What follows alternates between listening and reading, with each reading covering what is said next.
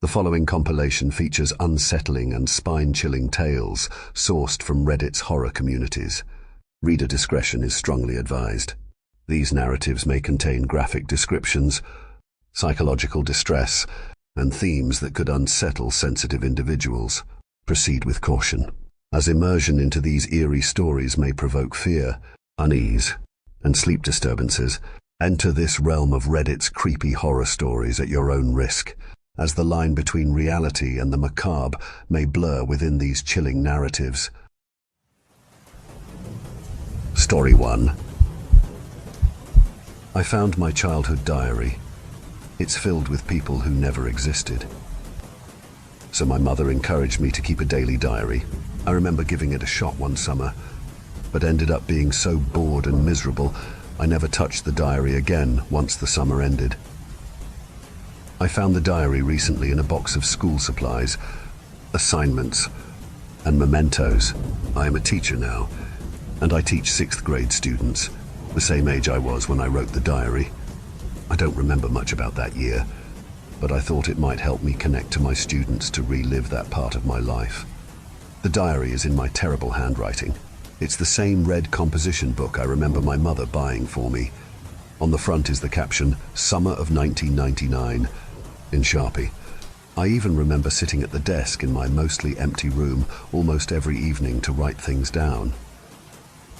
But the diary is wrong. I don't know if I was just being clever and creative, but nothing I wrote down makes any sense. I remember trying to be serious and honest during my writing, but I cannot reconcile what I am reading and what I remember. I've included some relevant entries from the diary. Please, keep in mind I was 11 when I wrote most of these. For some context, I moved around a lot growing up. I wasn't in a military family or anything, just a typical child of divorce whose mother moved place to find work. After my 5th grade year, we moved to an old mining town, well past its prime. They had mined some kind of ore from the hills, and abandoned mine shafts, smelters, and railways were scattered throughout the town like forgotten toys. You sometimes would hear old people talk about how there was still ore to be mined in the hills, but to the best of my knowledge, even 25 years later, it's still a ghost town. Ghost town is not a phrase used lightly. In fact, this town loved to proclaim how haunted it was to bring in tourists. There was an old brothel at the turn of the last century where one of the workers murdered everyone in the building with a pair of scissors. It's a high-end hair salon now, Haunted Hair or some other tacky name. I guess it's a theme to spook the customers with stories and then snip the scissors next to their ear to scare them. Not many repeat customers, but lots of tourists love a good scare. Many stories like that. If a place is haunted, might as well make money off the ghosts. There is little to do in that podunk town except milk the past for all it was worth. We only lived there only 1 year. I remember my 6th grade teacher, and how influential he was to the teacher I would eventually become. I remember walking around and exploring the old abandoned mining facilities, trying and failing to build a tree fort in the forest, reading lots of books and playing Ocarina of Time and Pokemon Red Edition. I was a bit of a loner, but that's okay. I moved so much during my childhood, I never really got the chance to be good at making friends. Even now, I am not in contact with a single one of my childhood friends, and can hardly even think of any. That is why my diary is wrong. Let me show you. Entry 1, Friday, June 4th, 1999. Summer, finally. Mom told me I should write things down in a diary. I usually don't like diaries, they seem a little girly, but this year was so great, and I'm going to have the best summer ever. Ace found a perfect spot in the woods to build a fort. He even found a bunch of wood and nails and chain link fence that we can use to build it. It is in a big sycamore tree, so there is enough space for a big fort. Right now, just me and Ace know about it, but we can bring in more friends. Maybe I can even invite Blanca.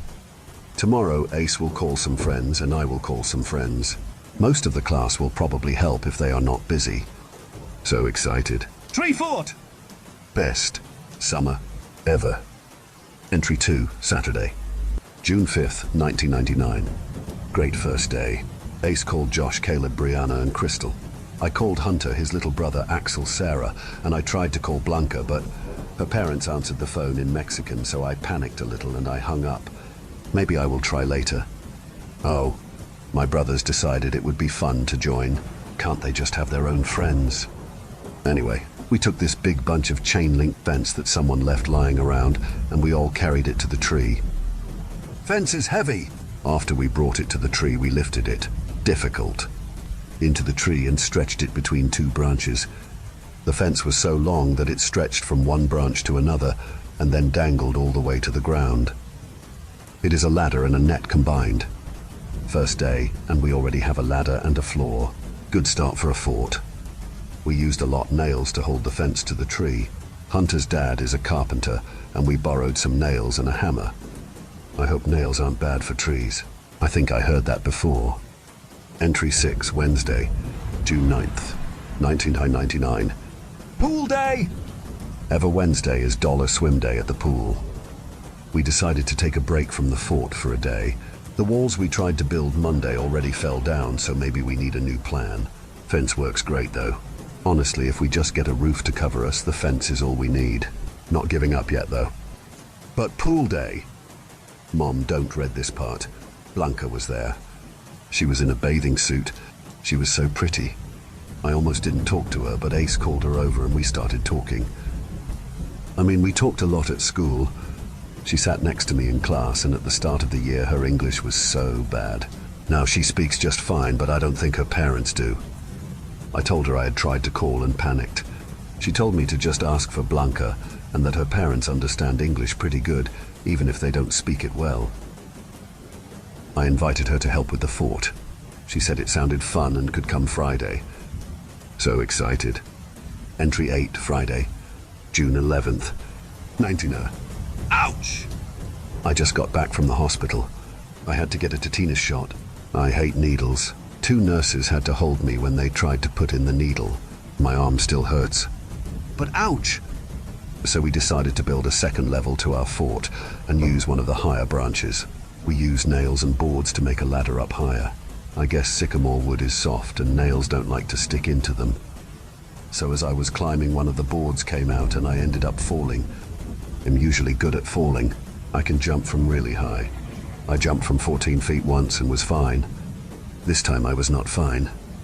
I landed on a piece of wood with not 1 but 2 nails sticking out. They went all the way through my foot. Caleb tried to pull the board and nails out of my foot, but it was so hard it took Caleb and my big brother working together. I may have cried a little. Blanca was there. I hope she doesn't think I'm a wimp. The nails were super rusty, and after my brothers carried me home, I had to go to the hospital. They gave me a shot and said I also twisted my ankle. They told me I can't go outside to walk or run for a week. Boring. I will just play games this week. I saved up enough for Pokemon Red. My little brother has Blue. Maybe we can catch them all. I hope they don't build too much of the fort without me. Entry 13, Friday, June 18th, 1999. Freedom! Oh my God. While I was hurt, Ace didn't work very much on the fort and did some exploring instead. He found the coolest place I have ever seen. He said it is a part of the old mine, maybe a smelter or factory or something like that. The building is huge, maybe 2 or more soccer fields long. It has levels above ground and underground, and it is like a maze. Ace said a giant factory is better than a small tree fort.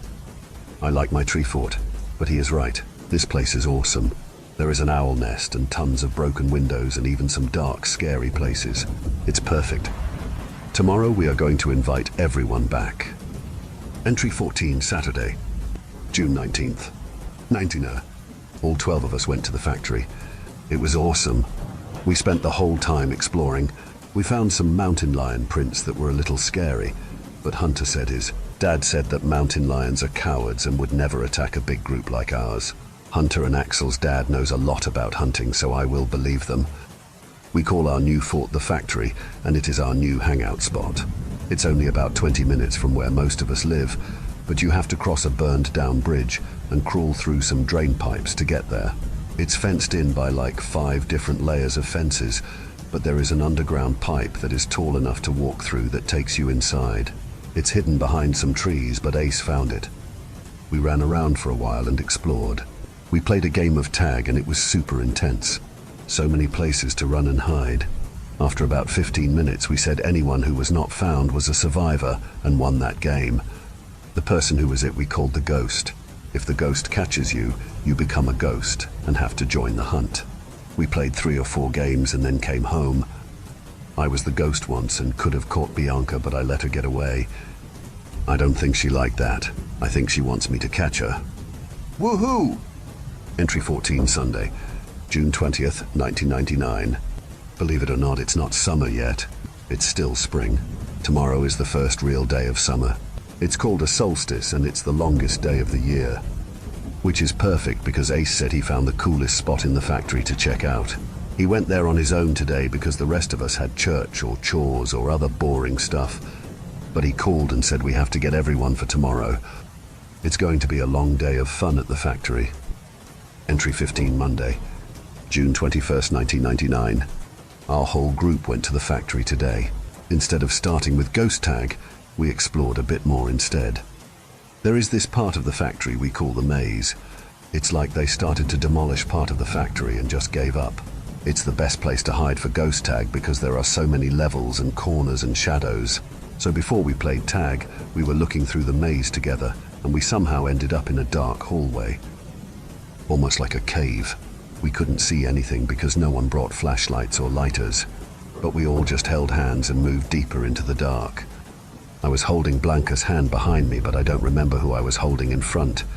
Too dark. Sarah and Caleb were complaining and wanting to go back, but we kept moving forward. There are lots of mines and tunnels here, so maybe that explains what happened. Suddenly there was sunlight. There was a hole to the surface and sun was shining down, and we could suddenly see again. It looked like we were in part of a mine, but the walls were really smooth, almost like obsidian, the stuff the Indians used to make arrowheads. We learned about obsidian and different volcanic rocks in science this year. We thought it was a cool place and the wall looked really cool. Someone pulled out a nail and used it to scratch their name on the wall. Even though the wall was black and shiny, the name looked really good, almost like a chalkboard. We all took turns writing our names. Hunter had to go first, but everyone else soon followed. The light was starting to fade. I think the sun was moving and not shining in the hole anymore. My little brother handed me the nail, but I wanted Blanca to get to go, so I let her go before me. Before I could get a chance, my big brother took the nail and wrote his name. I had just started writing mine when the light finally went away. Bummer. Anyway, we all linked hands again and started walking our way back out. It was easier leaving than coming in. But someone, I'm not blaming my brother, but it was definitely my brother, decided to scream loud and freak us all out. But we all made it out fine, and Blanca wrapped her arms around me when she got scared in the dark. Awesome. We played ghost tag for a few more hours and enjoyed the first real day of summer. The 11 of us walked our way back home laughing. Entry 17, Wednesday, June 23rd, 1999. Pool days are great. The factory gang was all able to show up. I think Josh was there for Crystal. He wanted to show off his new Game Boy Color. I had to pick up dog poop for an entire summer to get my Game Boy, but his parents just buy it for him. Anyway, great time at the pool. I got to show Blanca my diving skills. Then my big brother had to show his backflip skills to show off. Thankfully, Blanca didn't seem interested in him. Sarah did, though. Mom, he is going to be in high school next year. Showing off to middle school girls is gross. Anyway, the days are still super long, so we made a trip to the factory. Josh bought some snacks at a market along the way. I bought some Mexican candy that Blanca recommended. Spicy and salty. Weird. We ate, we relaxed, and we flirted. Some people should not have been. As the sun started getting low, and the entire gang made our way back home. Axel was a little annoying on the way home. I know he is a friend of my brother and part of the factory gang, but it feels like he is just following us around. Even still, the 10 of us had a great time. Can hardly wait for the 4th of July. Entry 19, Friday, June 25th, 1999. Today at the factory, Blanca and I hid together during ghost tag. It was awesome. She told me a little more about her life in Mexico as well as some Spanish. Spanish, not Mexican. Yeah, I spent a year helping her with her English and never asked what language she actually speaks. I might be a bad boyfriend, not that I am her boyfriend. Yet, but I hope. But I want to learn and hope she will tell me more. I will even learn to like the gross Mexican candy. But, yeah, it turns out talking does not make for very good hiding, and we both got caught. Worth it. I was the ghost the next game, and it should have been easy to find one of the 8 people hiding, but it took forever. I ended up chasing someone through the maze for so long. I almost caught them, but they got away. I eventually caught Caleb, who helped me catch Brianna and some of the others, but my brothers and Blanca were all survivors that game. Anyway, a lot of us have plans this weekend and won't be able to join again until Monday. Brianna has a family reunion or something. Half the town is her family, so it's a thing. Half the gang will probably be there, but I'm new to town and not related to anyone here. I will just build my Pokemon collection until then. It's hard to find space in the bedroom though. Our room feels way too small for 3 boys. Entry 21, Monday, June 28th, 1999. Okay, I will admit, I got a little scared today. We were playing ghost tag today and Caleb was the ghost. He is good. He can move so quiet and is great at finding people. So I found the deepest and darkest part of the maze I could find. I found a spot in the shadows that was super easy to miss, and I sat down and didn't move. I heard Caleb run past a few times, and I heard a few shouts as he caught people, but I think 15 minutes had almost passed. Okay, I know I'm supposed to be getting older, and am not a kid anymore, but I could swear I heard something behind me, like something breathing and moving slowly. I know it was just Caleb or one of the other ghosts hunting me, but I thought maybe it could be a mountain lion or something. I've seen prints and poop around here, and I've never lived in a place with mountain lions. Maybe they attack people. Anyway, someone called the game, and when I called out I was a survivor, there was nobody close to me. Maybe I was just hearing things. Ghost tag is fun, but it would be even fun with more people. I know the factory is our secret, but maybe someone knows someone else we can invite. Maybe next time we play there will be more than 8 players. Entry 22, Tuesday, June 29th, 1999. We ended up cutting our time at the factory a little short. Josh was the ghost the first game, and he is not very athletic. He was not able to catch anyone, and he was a little upset when he couldn't show off to Crystal. Sarah just spent the entire time trying to flirt with my brother. Blanca wasn't there because she had a family thing. Only me and my little brother really seemed into the game.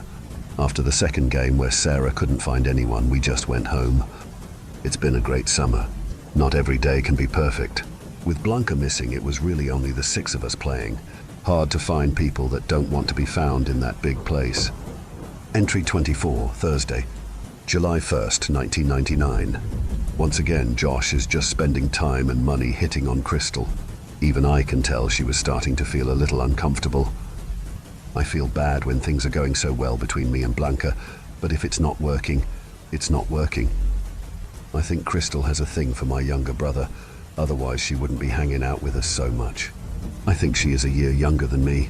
Maybe she is in my brother's class. Josh is useful sometimes, but it feels like he is dragging us down. I appreciate the snacks, dude, but if you are just going to flirt with a girl my brother likes, I'm not sure how much longer I want you around.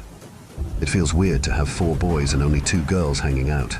Too much drama for a small group. Anyway, me and my brothers explored a little and played some games. I had some good time to sit and talk with Blanca also, but it's been a pretty boring day. July 4th is coming up soon. There is going to be a big fair and fireworks. I invited Blanca and she said she could go. I'm going to officially ask her out. We've spent all summer together, she has to say yes. I hope. Entry 25, Friday, July 2nd, 1999. My brothers and I decided to go to the factory again.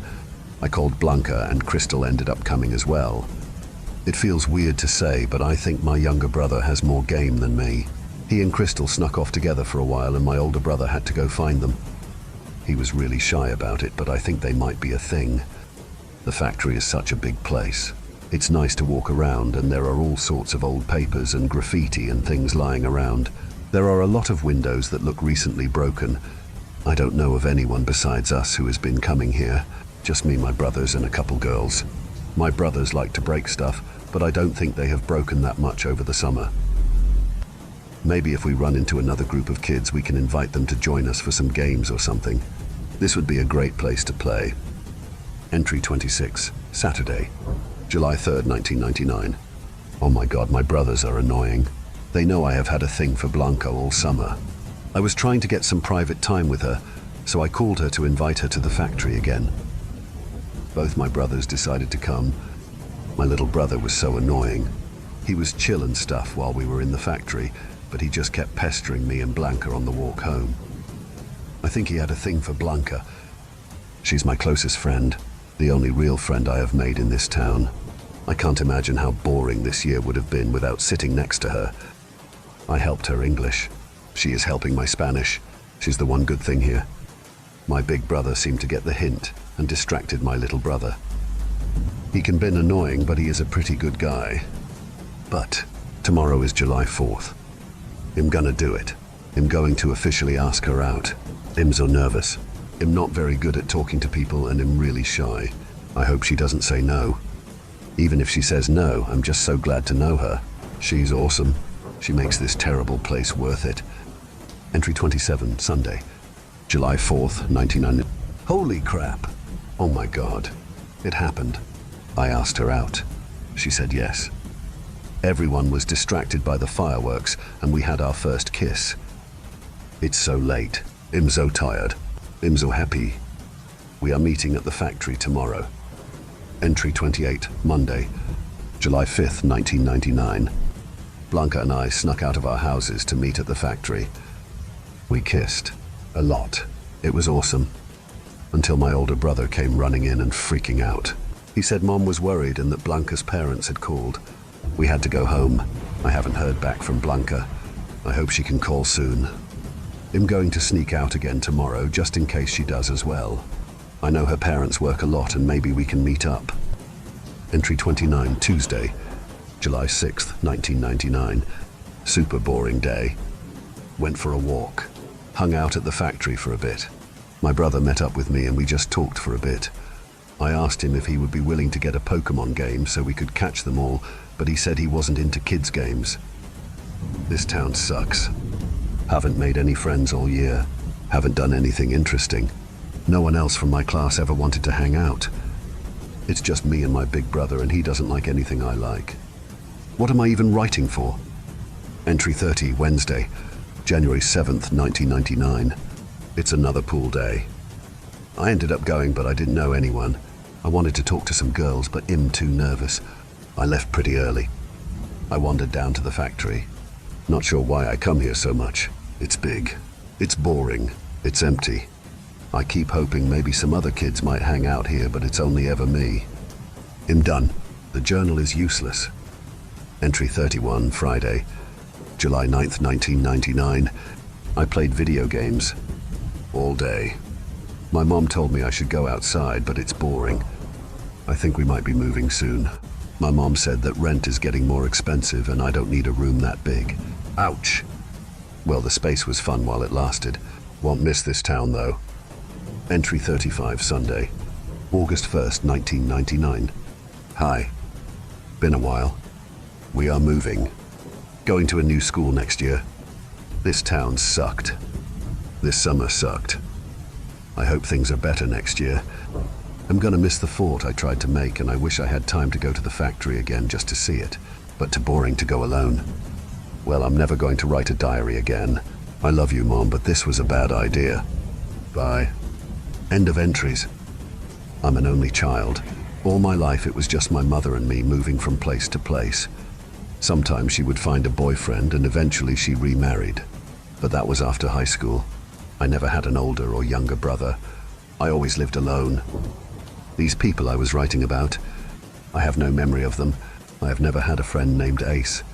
I never had a girlfriend until my junior year of high school, and I do not remember anything about a girl named Blanca. I remember the tree fort and how hard it was getting the fence into the tree, but I don't remember where I got nails or a hammer from. I was pretty strong for my age, but 20 or so feet of fence would have weighed 170 or more pounds. It should have been a nightmare getting it into the tree, but I remember it being easy and fun. I remember the factory. It was actually visible from a lot of places in town, just hard to get to. I remember the path I took to get there and crouching through a drainage pipe to get around the barbed wire, but I don't remember finding that path. It's just the path I always took to get there. I must have gone there dozens of times. I don't remember every visit, but I do remember the feeling of running around and finding shortcuts. Holes you could drop through to a floor below. Stairways and catwalks that stretched across the entire building. It was like a giant, extremely dangerous playground for me. But I was always alone, swinging a stick like it was a sword, and I was on some imaginary adventure. It feels like something is missing, like something was taken from me. My diary starts with 11 friends, and in the end I am alone. One by one they go missing from my writing. First was Ace. I said he was my best friend, but I didn't have any friends that year. Hunter and his little brother Axel disappear next. The names sound like something you would find in a rural town like that, but I don't know of anyone I've actually met with those names. Brianna and Caleb were the next two to vanish from my pages. Sarah, a girl who liked my older brother, who was too old for her. Josh, a boy with a little money in a poor town and liked to show it off. Crystal, part of a romantic triangle between Josh and my little brother. Blanca. I do not know anyone with that name. I've worked in a few schools with large populations of immigrants, English language learners, and a large number of Hispanic students and parents. I know I've heard the name before, but I don't know anyone directly with that name, and can't think of hearing it any time in my childhood. Did I make up an entire girlfriend out of boredom? Was I really that lonely? But brothers, I never had any brothers. I always felt so alone growing up, and only my books and games kept me company. What would it have been like to have brothers to share stories with? Take care of each other, tease each other. Reading about them, it felt like a piece of my heart was being torn out. I would have given the world to have one person I could connect to, that I could talk to, and I had two. In this diary, I was a middle child, not an only child. I called my mother today. I tried to be subtle about it, but I asked if I ever had any brothers, or if I had any step-siblings when I was younger. The answer was a very clear, nope, I am and was always an only child growing up. I mentioned the time I stepped on the nails. In my diary, my brothers and friends pulled the board and nails free and helped me limp my way back home. My mother remembers taking me to the hospital, but that the nails had already been pulled out by the time I got home. She said she was so proud of how brave I was to make it home on my own, but how upset she was that I was climbing trees in the woods alone. I asked about Blanca, Crystal, Sarah, Brianna, about any of the girls who would stop by on our way to the factory. Mom just laughed and replied that she wished I had brought some girls around. I was too lonely that summer. Ace, Hunter, Axel, Caleb, and Josh were also names and people she didn't remember. She did remember a friend named Josh I made in 8th grade, but that was years and an entire state away. Something is wrong here. Summer recess just started.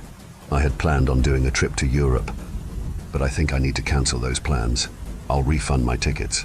I need to go back to the ghost town. I checked the school website. It turns out that Mr. Gonzalez is still teaching the same grade at the same school. Unbelievable. I contacted the school to see if he was free to meet up sometime. He replied back almost immediately, remembered exactly who I was. I've been teaching for a few years, but I still struggle with names and faces. Mr. G is one of those incredible teachers who remembers their students forever. Europe would have been great, but I'm actually looking forward to speaking with Mr. G again.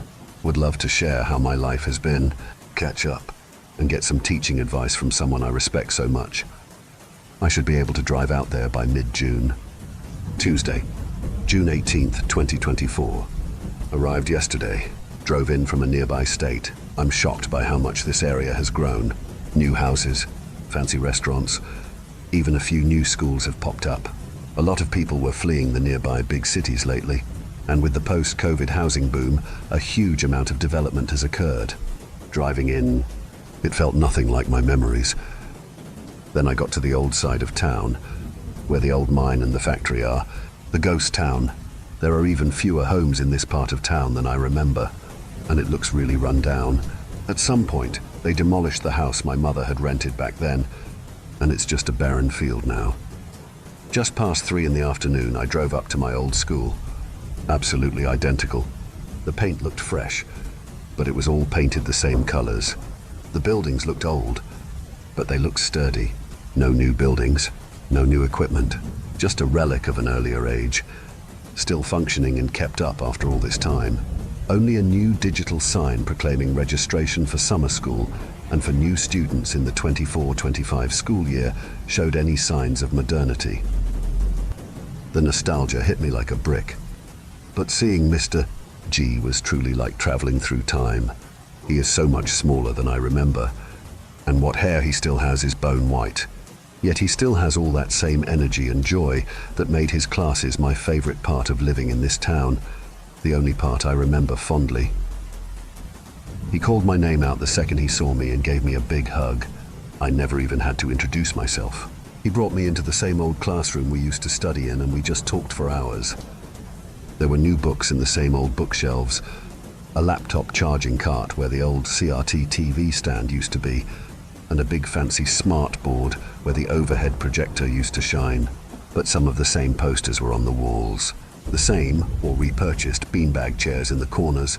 The same style of art and projects that we had done back in the day decorated the room. Technology may have advanced, but good teaching is good teaching. After a bit or reminiscing, we went to a popular local diner. I remember getting root beer floats there a long time ago, but it's a gentrified little bistro these days. We had some good, if overpriced, food and even had a few glasses of wine. I brought up some of the names of students from my diary, students that would have been in his class. Ace, Hunter, Caleb, Josh, Brianna, Sarah, and Blanca. He thought about it but said none of those names rang a bell in his mind. He said that he has had students with those names over the many years he's been teaching, but that none sounded familiar to my class. I asked him to double check anyway. He laughed and agreed, saying his memory wasn't what it used to be. Even though the summer had started, he had a couple of work days to prep for the coming school year and even taught a summer school class on Wednesdays. He told me he would give me a call once he had a chance to crack open some of the old boxes of records. I offered to help, and he told me to swing by at around the same time tomorrow. His wife picked him up a few minutes later, and I went back to the hotel. Along the way, my eyes kept drifting over to the factory. It glowed red in the setting sun. A few more windows looked broken. A few more holes can be seen in the roof, but it looks mostly unchanged from all those years ago. I'll get some rest tonight and stop by tomorrow. Wednesday, June 19th, 2024. I just stopped by the tree fort I built. The sycamore tree died a while ago. Not sure if it was from the nails I used or from some natural cause. It's higher than I remember, and I can see where I had draped the fence like a net between branches. I wasn't small or scrawny as a kid. When I wasn't reading or playing video games on my own, I was out walking or exploring. I would climb trees, hills, and mountains wherever I could find them. I was pretty wiry. I have no idea how I could have gotten this fence into the tree. I would have needed ladders and ropes to do it on my own. I just remember taking the rolled up fence, bringing it to the tree, and nailing it across the branches. There had to have been more involved. There is no other way I could have done this on my own without a lot more steps that I would have remembered. I'm going to check out the factory next and see what I can find. The bridge I used to take to get here collapsed, but I found a dirt road that brings me nearby. There is even more fences around the place now, and a lot more razor wire, even a sign that says it's regularly patrolled by police. Don't want an arrest on my record, but I can be quiet. I have to know. The tunnel is still here. A bit harder to get through with more overgrowth, but I forced my way through. The tunnel is much easier to get through at 11 years old than 36, but I still managed to crawl my way through. Looks about the same, a bit more graffiti. It's about 300 yards long, a truly massive building. It's 50 or so yards wide the whole length down, but there are some wings and side buildings scattered along. It's about 50 feet to the ceiling from the ground floor, but there are 2 upper levels with balconies to the main floor. The first half, near where the tunnel connects, is mostly flat. I know there are 2 levels of basement below me, but there are enough openings for stairways and random holes in the floor. Visibility is decent even in the second layer basement. The far side is where the maze is. I had no idea what kind of structure it was supposed to be when I was a kid. Honestly, I still don't know. Columns are connected by random walkways. Hallways are closed loops without doorways or windows. Some levels you can only get to by climbing a nearby I-beam, and there are a few random square pits that are filled with water and debris. Perhaps some machinery may have snaked its way through these levels. But without old pictures or knowing what that equipment was for, I have no idea. Just got a call. Mr. G said he needs to see me. It's not 3 o'clock, but maybe he found some free time. Ace was real. Blanca was real. I feel like I am having a panic attack right now. Mr. G brought me right into his classroom when I got there. He pulled out some old dusty boxes. One was labeled 9899. He told me that he checked the records for that year. He only had 11 students that year, including me. That's a small class. It would have almost certainly been combined with another, or they would have spread students from other 6th grade rooms to even things out. The average size of the 3 6th grade classes for all of the 90s was about 19 students. For one of the classes to have only 11 would not have made sense. So he opened his old boxes of student work. I don't know why he kept any of it, but I am so glad he did. He pulled out a drawing of a boy in Gryffindor robes riding a broom. The name Ace was written across the bottom. Another paper with simple fill-in-the-blank answers from a word bank. Written in a careful hand were the words, "Hello, my name is Blanca." Other simple phrases covered it. Below it was the phrase, "What ES your name?" The word ES was scratched out, and the word is was written next to it. I recognized the slanting I's and lopsided S's from the diary I had so recently and frantically read through. I wrote that. I helped her. I was there. She was there. I need a second. Mr. G had to take me outside. I sat below a tree and hyperventilated for a bit, but I think I have it under control. All the names I mentioned were in the student work. Ace, Hunter, Caleb, Josh, Sarah, Brianna, and Blanca were all there. Crystal and Axel were in other classes or grades. Same with my brothers, so I couldn't find anything from them, but they had to have been real. I had brothers. I lost brothers. What the fuck is happening? How did they just disappear? The factory. The factory. The fucking factory. Something there had to have been taking them. I'm getting them back. Mr. G was so shaken by what he found he was in a daze. I drove him home. His wife was worried and confused when I brought him in. I'm going back to the factory tomorrow. I brought a gun with me, an old .38 special revolver my stepfather gave me as a graduation gift. Never really had need of it before. I do now. I don't even know what my brothers' names were. I had never written them down. What the fuck was taken from me? Thursday, June 20th, 2024. I'm here. I have a camera, a flashlight, bear mace, and a gun. I will leave the camera recording. I am turning on voice to text just in case something goes wrong. I set up some shortcuts on my phone. If my watch detects an injury, it will call the police. It will also upload all the photos and videos I have taken. My diary, pictures of my friend's schoolwork, and a transcript of whatever happens. This might all be too much. I will probably just fall and break a leg in there. But something is wrong. Something made me forget. Made us forget. Lost siblings. Lost children. 11 futures were taken away. I need to know.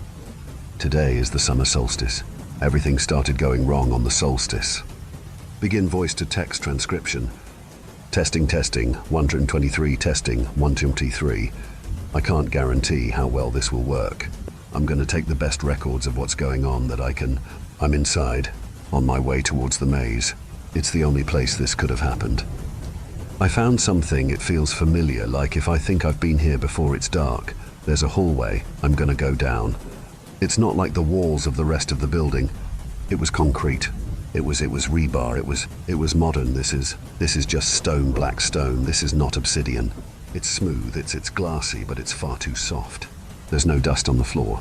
Been walking now a few hundred meters, pitch black, only my flashlight. It's like, I've been here before. I can't remember. It doesn't feel like I'm remembering something written. I have been here before. Okay, I see something ahead. It looks like a dead end. It looks like a wall. Looks like this tunnel is ending. It's the names. It is Ace. Ace was real. He was here. Hunter Axel, Caleb, Brianna, Sarah, Crystal. I see Josh Blanca. I see Blanca's name. She was here. She was real. Where did they go? What the fuck is going on? There's Christopher. Christopher and another name, Joseph. Christopher, Joseph, were those my brothers? Those my brothers' names feel like I'm in a fucking nightmare. There's something else wrong though. The names, I can read them, but they're scratched. It's like they've been struck through. They've been scratched out. What does that mean? What did this? Where is my name? I know I came here. I wrote that I grabbed the nail. I wrote my name. I don't see my name. My name. What the fuck is going on? What's my name? What's where? I can't remember my name. Oh fuck, it's the light, it's the solstice. There is a borehole or tunnel or dirt or something leading up where it's towards the surface. I can see the sun shining down. It's like it was made for this purpose. Like the light is supposed to shine on this wall. I have the names, I have proof. I don't know what the fuck is going on with my head. I'm gonna leave. I'm gonna call someone. I'll call Mr. G. I'll call the police. Maybe we can figure this whole thing out. I gotta go. Wait, I can hear something. There's something else down here. I can hear breathing. It's coming down the hall. I'm going to turn my flashlight on. I'm going to pull out the gun. It's Coyote Mountain Lion, something I can scare away. But I don't know. Stop, put your hands up. What the fuck? Jesus Christ, it's a figure. Stop. Fuck, my chamber's empty. It's just fucking walking towards me. It's what the fuck, Shadow? It's just empty. It's just nothing. It's just nothing. It's just nothing. It's just nothing. Oh God. Oh God, what's my name? End voice to text transcription. Shortcut activated. Begin data upload. Story 2.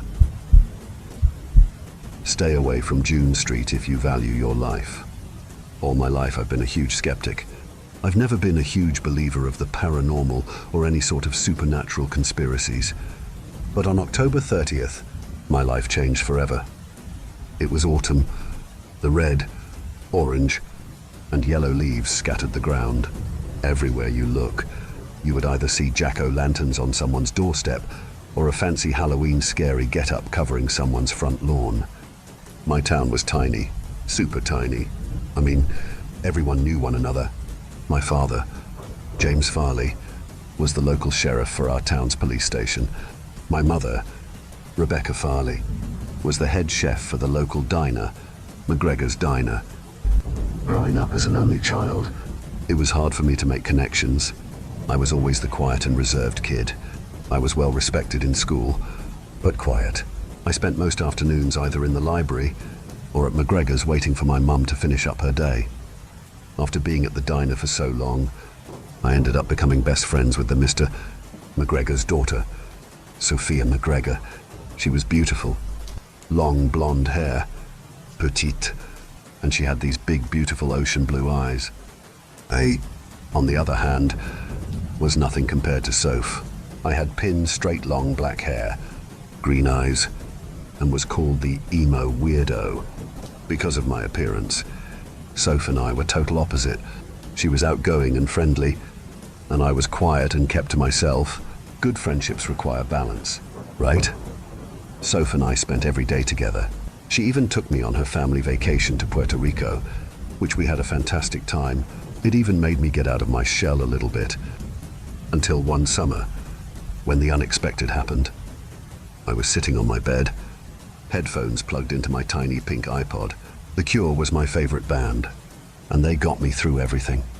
Soph and I were supposed to hang out after she got home from the diner. I was patiently waiting in my room for her text when I heard my mother rushing up the stairs. Violet! My mother comes bursting through the door. Her eyes filled with tears, and she held tissues tightly in a closed fist in her right hand. "Honey, we need to talk." I quietly sat up and took out my headphones, just the left ear. My mom sits on the edge of my bed and takes the other headphone out. My mom grabbed me and squeezed me in a tight embrace. She nuzzled her face into my neck and broke down. "Mom, what is going on? Is everything okay?" I was utterly confused. My mom was a tough lady. She never cried. The only time I had ever seen her cry was at my middle school graduation 3 years ago. I'm in 11th grade now. To put that into perspective, I heard sirens wail off in the distance, and I heard a car door slam. Heavy footsteps came barreling up the stairs, and my father steps in. He looks distraught. My mother pulls away from me now, and her big doe eyes are met with mine. She does not even bat an eyelash at my father. "Sweetheart," she whispered, wiping away her tears with her damp tissue, "it is about your friend Soph." My stomach dropped. I knew if my mother was crying, something was off. I sprung off my bed and began to slowly back up away from them. "Mom, Dad, what is going on?" "Now."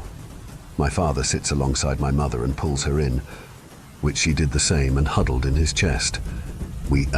My father said behind a stutter. I could tell he was holding back tears as well. "She never made it to school this morning, and we found her backpack in front of June Street." I immediately fell to the floor. I was unable to move, unable to speak, unable to process any thoughts. Not June Street. This can't be. When we first moved to town, the kids in school always talked about the eerie tale of June Street. There was an unsettling urban legend about the street that haunted kids. There were no houses on June Street. No houses, no business buildings, no life. The only thing that lies on June Street was the Juniper Trail. The legend goes to say, stay away from June Street if you value your life. The legend tells that if you go on June Street at a certain time, you will never return. It is almost like a never-ending loop. Once you venture off onto June Street, you will never return. There is a part to the legend about the Juniper Trail that is almost as unsettling as the street itself. If you set foot onto Juniper Trail, there are evil entities and evil beings that track your scent and never let you leave. There are some rules to this urban legend that one must follow if they choose to go onto the street. Rule number 1, never go alone. If you go alone, you are more than likely to never return. If you bring a buddy, the bad things will not get to you. Rule number 2, don't go past midnight. If you go on the street before midnight, you should be safe. Anytime after midnight, the bad things roam the street and lure you onto Juniper Trail. Rule number 3, make sure you say the phrase when you even walk past this street. If you do not say the phrase, something possesses your mind and controls your body to venture off onto the street. The saying is, the bad things cannot get me, I am safe. The bad things cannot hurt me. Stay in your place. Rumor has it, if you say this saying, the bad entities will not harm you and will let you freely walk. Soph told me about the legend of June Street, and it kept me up for weeks. I had nightmares about me accidentally going on the street and never coming home. No one even looked for me. Soph assured me it was just some silly urban legend, but it freaked me out. I never really believed in it. But the thought that there was an urban legend in my town didn't sit right with me. The first thing I thought of when I heard they found her backpack in front of the street was that the bad things got to her. We have not spoken about this legend since we were about 8 years old. We are both 16 now, so it has been quite some time. I lifted my head up from the cold floor to look at my parents. They were just as distraught as I was. Soph and I were practically sisters. It was like they lost one of their own children. But how? I could not even formulate a small sentence. Why, Sophia? Why? That night, I could not sleep. My mind filled with ominous and dark thoughts. Was Sophia still alive? Was she out there looking for help, but stuck on the street? Or did she simply just run away from home? The thoughts were making me physically ill. I felt it coming, and I sprinted to the bathroom. I grabbed the toilet and started violently getting sick. I had never experienced something this catastrophic in my lifetime. The only death I really experienced was whenever my first pet died. It was a betta fish. I got up, washed my hands, and splashed some cold water on my face. My eyes were swollen shut. It looked as if I got sucker punched. As I glanced at my saddened expression, it only caused me to break down even more. Sophia was my best friend. Of course I had other friends, but it was Soph and I against the world. Violet, Violet, Violet! My mother lightly shook my shoulder. I groggily opened my eyes to the sight of my mother, still with tears in her eyes and the pounding of my alarm in my ears.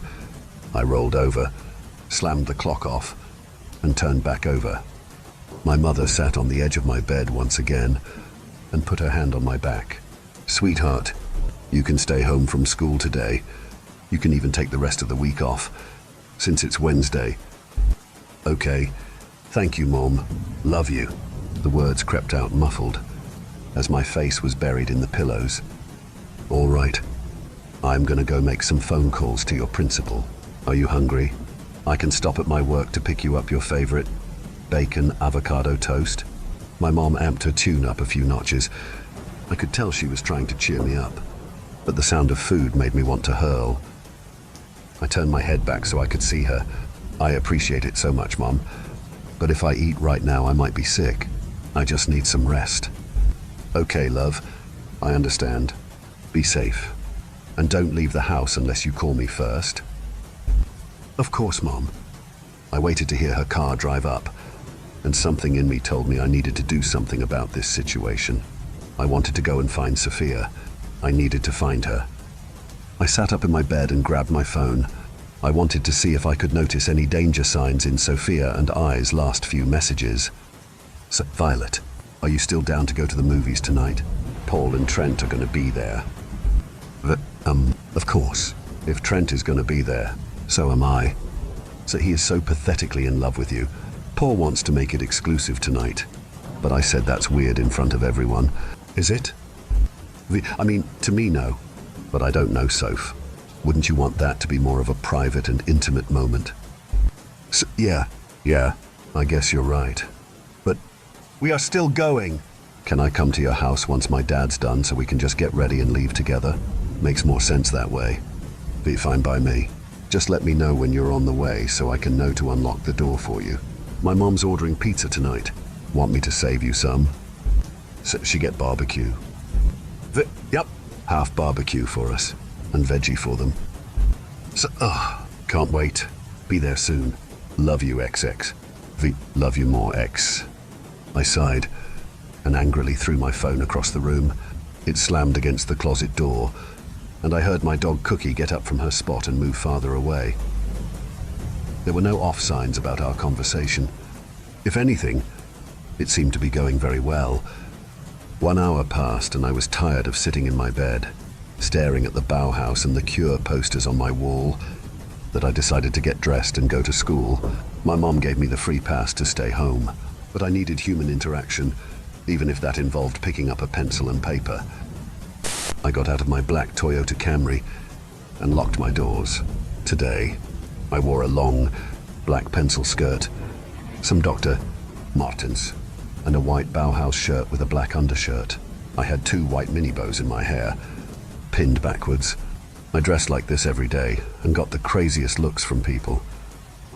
"You, look at that weird freak." Or my personal favorite, "That gothic whore." Kids at school were assholes, and it was just something you had to get over. I ended up getting to school right before lunchtime, so it would at least count as a half day. I sat down in my pre-calc class and went to the back corner of the room.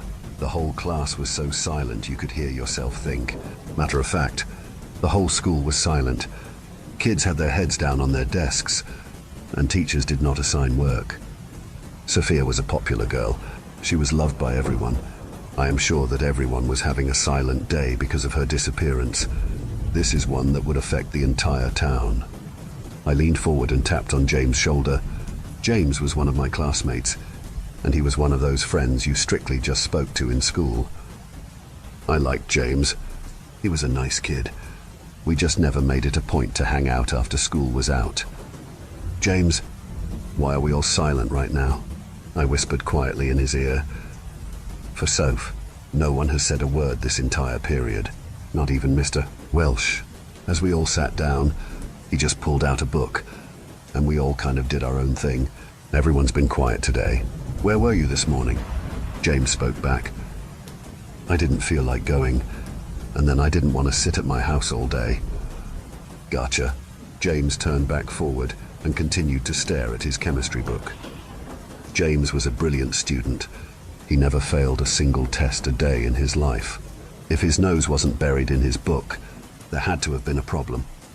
I sat back in my seat and pulled out my phone. Still, nothing.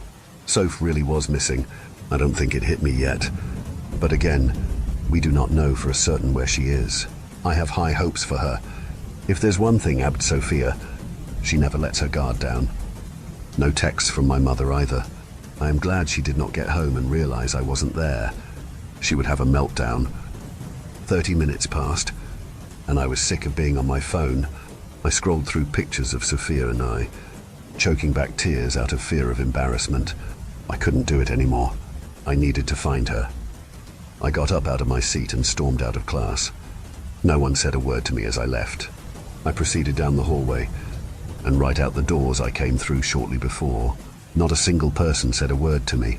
The faculty and students at my school knew how close we were, so they probably assumed I needed my space. I sprinted to my car, nearly tripping over my shoes. I got in, threw my bag in the car, and headed straight for June Street. June Street wasn't too far from my house, a good 15-minute drive. First, I drove a lap around my neighborhood to see if my mom was home yet, and her car was still absent from the driveway. I took this opportunity to book it there. I pulled my car across the street and locked the doors. The ominous trees that stood tall over the street grew out, and leaves scattered the street. There was a thick, foggy haze glazing the street. Just June Street. It was like June Street had its own weather forecast, its own creations. I always kept a care kit in my car in case of emergencies.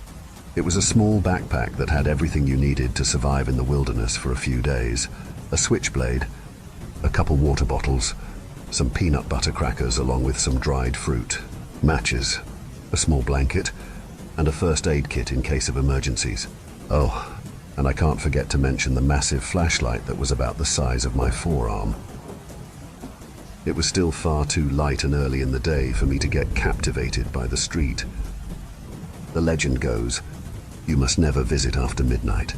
Luckily, it was only 12:15, so time was on my side today. I got out of my car, locked the doors, and headed right for the street. I stopped in front of the rusted street sign and took a long, deep breath. I didn't know whether to be scared or to be hopeful that Sophia was in there. It was either she was in there looking for help because she got lost, or she was simply elsewhere. Maybe ran off with a guy for a few days and left a phone charger behind. I mean, who knows? This is all an urban legend the town created. There's no proof it's actually true. I began to walk onto the street and immediately got a sense of nausea. I pulled out my phone camera to start a video. If I was going to be the one to find Sophia, or anything eerie in general, I wanted to be the one to record it and document my experience.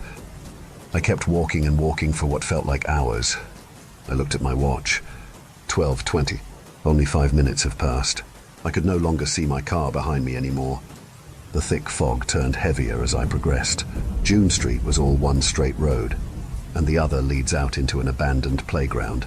It's basically one huge dead-end road surrounded by trees and weeds, with the only known things being on the road was Juniper Trail and the playground. No one had ever been on this road. The playground is part of the myth. No one has ever reached it. No one knows what actually lurks at the end of the street. I walked for another 30 minutes until the clock read 12:50, and then stopped to take a sip of my water. The fog mixed with the walking was making me feel dehydrated. I took a huge gulp of the water, and then I dropped my cap. Fuck, I cried out loud. My bag had no side pockets, and I was trying to record footage of my experience. I placed my phone and the water on the ground and saw the cap rolling to the left of me. I chased after it, but it kept rolling straight into a rock. and then it fell down. God, how can I be so And I saw it, right in front of me. A large, rotted wooden sign that read, "Juniper Trail, enter at your own risk. We are not responsible for any missing parties. Stick to the trails for your own safety. Do not feed the wildlife. Watch your surroundings at all times." Founded in 1883. My stomach dropped to my chest. I was standing at the infamous Juniper Trail. Reading that sign gave me the chills, and something in my gut told me to continue and ignore the trail. But the other half of me was saying to go explore. Get as much potential evidence as you physically can. I ran back to the road and grabbed my stuff. I brushed the cap off the water bottle and threw it back in my bag. I made sure I recorded the sign to the trail, so eerie and strange. After moments of thought, I concluded to progress forward. There was no way I was going on that trail, never mind in general. I picked up my speed and continued to record. I listened intently for any sorts of unwanted and unfamiliar noise. Nothing. The road was dead silent. Well, this was a waste of my time. I thought to myself, still walking and recording. I was doubtful at this point. It just looked like some old abandoned street that no one lives on anymore. My mouth dropped. I felt my face turn cold. To my life, I saw the sign for Juniper Trail sitting directly in front of me. There's no way. I ended up dropping my phone and shattering the screen. Fuck. I yelled out loud. My screams echoed in the distance, and I bent down to pick up the pieces of glass from my screen. I threw the glass shards in my bag, and before I put my phone in there as well, I checked the time. 5:45. I was so confused. Wasn't it just 12:50? Was I seriously walking down this street for almost 5 hours? It felt like minutes have passed. Whistles from the wind channeled from the trail, and faint sounds could be heard. It almost sounded like a bird. Not a pretty bird like a dove or a hummingbird. This sounded like a loon. If you are unfamiliar with a loon, loons are a type of bird that has a howl-like call. It could be mistaken for a little wolf. I felt the hair on my arms stand up, and I decided it was time to leave. As much as I loved Soph, I was starting to freak out. She would have done this for me if the tables were turned. But what if I was psyching myself out? What if she got scared of the street and simply dropped her bag in passing? I turned around and started to run. Fast. I didn't look back once. I ended up losing my footing on a rock. But this didn't stop me. This pursued me to go even faster. I kept my head down the entire time and just focused on my breathing. My anxiety and the harshness of the cool weather made running a bit more difficult. I looked up, hoping to see my car waiting for me across the street. And I saw it. Again. This time, the big Juniper Trail sign was on my right. What was going on? Was I in some weird fever dream? I stopped at the sign of the trail and collapsed. I fought to catch my breath as I looked up to see the sky darken abnormally fast. It almost looked as if someone covered the sky with a giant cover. I grabbed my bag off my back to check my phone, and I nearly threw up. 11:39. There was no possible explanation for this. I was running for 6 hours, only to be in a giant loop. Out of frustration, I threw my phone across the street and watched it bounce and bounce, and then shatter onto the pavement. I buried my face into my arms and wailed. I was stuck in some time warp. No working phone, reception, no civilization to phone for help. And most importantly, no Soph.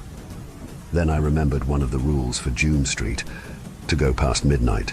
If you go past midnight, the bad things will lure you onto the trail and try and make you stay. I stood up and walked over to the center of the trail's entrance. I took a deep breath, said a small prayer to myself, and then began to proceed. As much as I didn't want to. Where else could I have gone? I tried moving forwards and backwards, only to be met at the stupid big sign. The trail was like any other trail. Rocky. Tall trees hung over the top, and frogs could be heard all around. I reached into my bag once again and pulled out my flashlight. I turned it on and continued. I kept on walking, yet found nothing. I had no clock to check the time, but I am sure that hours have passed by now. Time seemed to move inhumanly fast, almost to a point that seemed comical. Crash. A loud and heavy bang rang through the trial. It came from in front of me, to the left, maybe 2 feet in front of me, in the trees somewhere. Venus, are you there? It's me, Soph. Help me! I'm in the trees. I see you. Come here. My stomach dropped. I got so startled I dropped my flashlight, to which the batteries went flying. I bent down to grab the flashlight, not being able to see in front of me at all. Sophia? There's no way I found her. My instinct was right. She did get lost on the street. Why would she come here? She warned me of this place. Sophia. Oh my God, I can't believe I found you. Everyone has been looking for you. I can't come to you. I dropped my flashlight and lost my batteries. Come to my voice. It went silent for about 15 seconds. Soph, come on out. I'm getting you out of here. Venus, I can't see you. Come to my voice. I'm in the trees. I like this trail. It's nice. It hit me. I began to back up slowly, trying to make as little noise as possible. Oh, Venus, I know you're in here. Come and find me. That wasn't Sophia. Venus was the nickname my father gave me as a kid. I never told Sophia about it. Matter of fact, the only people who know are my mother and my father. That was someone or something else. Venus, I know you're out there. I can hear you backing away from me. I'm gonna get you, and I'm gonna find you. At this point, I turned around and began to sprint. I didn't care that I didn't have a flashlight on me. All that mattered to me was getting the hell out of there. I ran and ran again until I was groaning and holding my side in agony. Heavy and loud footsteps followed me. They sounded like bricks. Something was chasing me. You can't run from me, Venus. I am your friend. The mimicked voice of Sophia turned from her voice to a heavy, raspy demonic voice. Something straight out of a horror movie. I fought back tears as I heard the sounds from behind. Was I going to die in here? My only thought now was my family. I thought of my parents. I missed them. I missed home. I missed Sophia. Then I saw the dim light from the street. The moon shone a dull haze onto the street, and I pushed myself to sprint now faster than before. I ran, and then, the sign. I ran off the trail and into the middle of the street. I tripped and fell to the ground. I was coughing and gasping for air. I fell over onto my side and vomited from exhaustion. I picked my head up and looked back at the trail. Then I saw it, this ugly, malevolent being.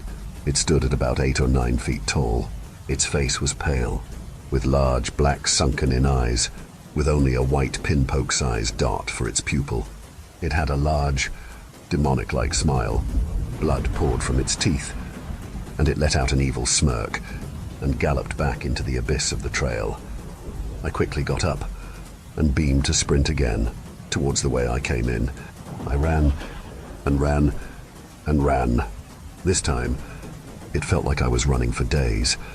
Although this time, I never saw the trail on my side, just the long stretch of trees. I stopped to grab a water bottle from my bag, when all of a sudden, the trees began to slowly start to glow. The sun was rising.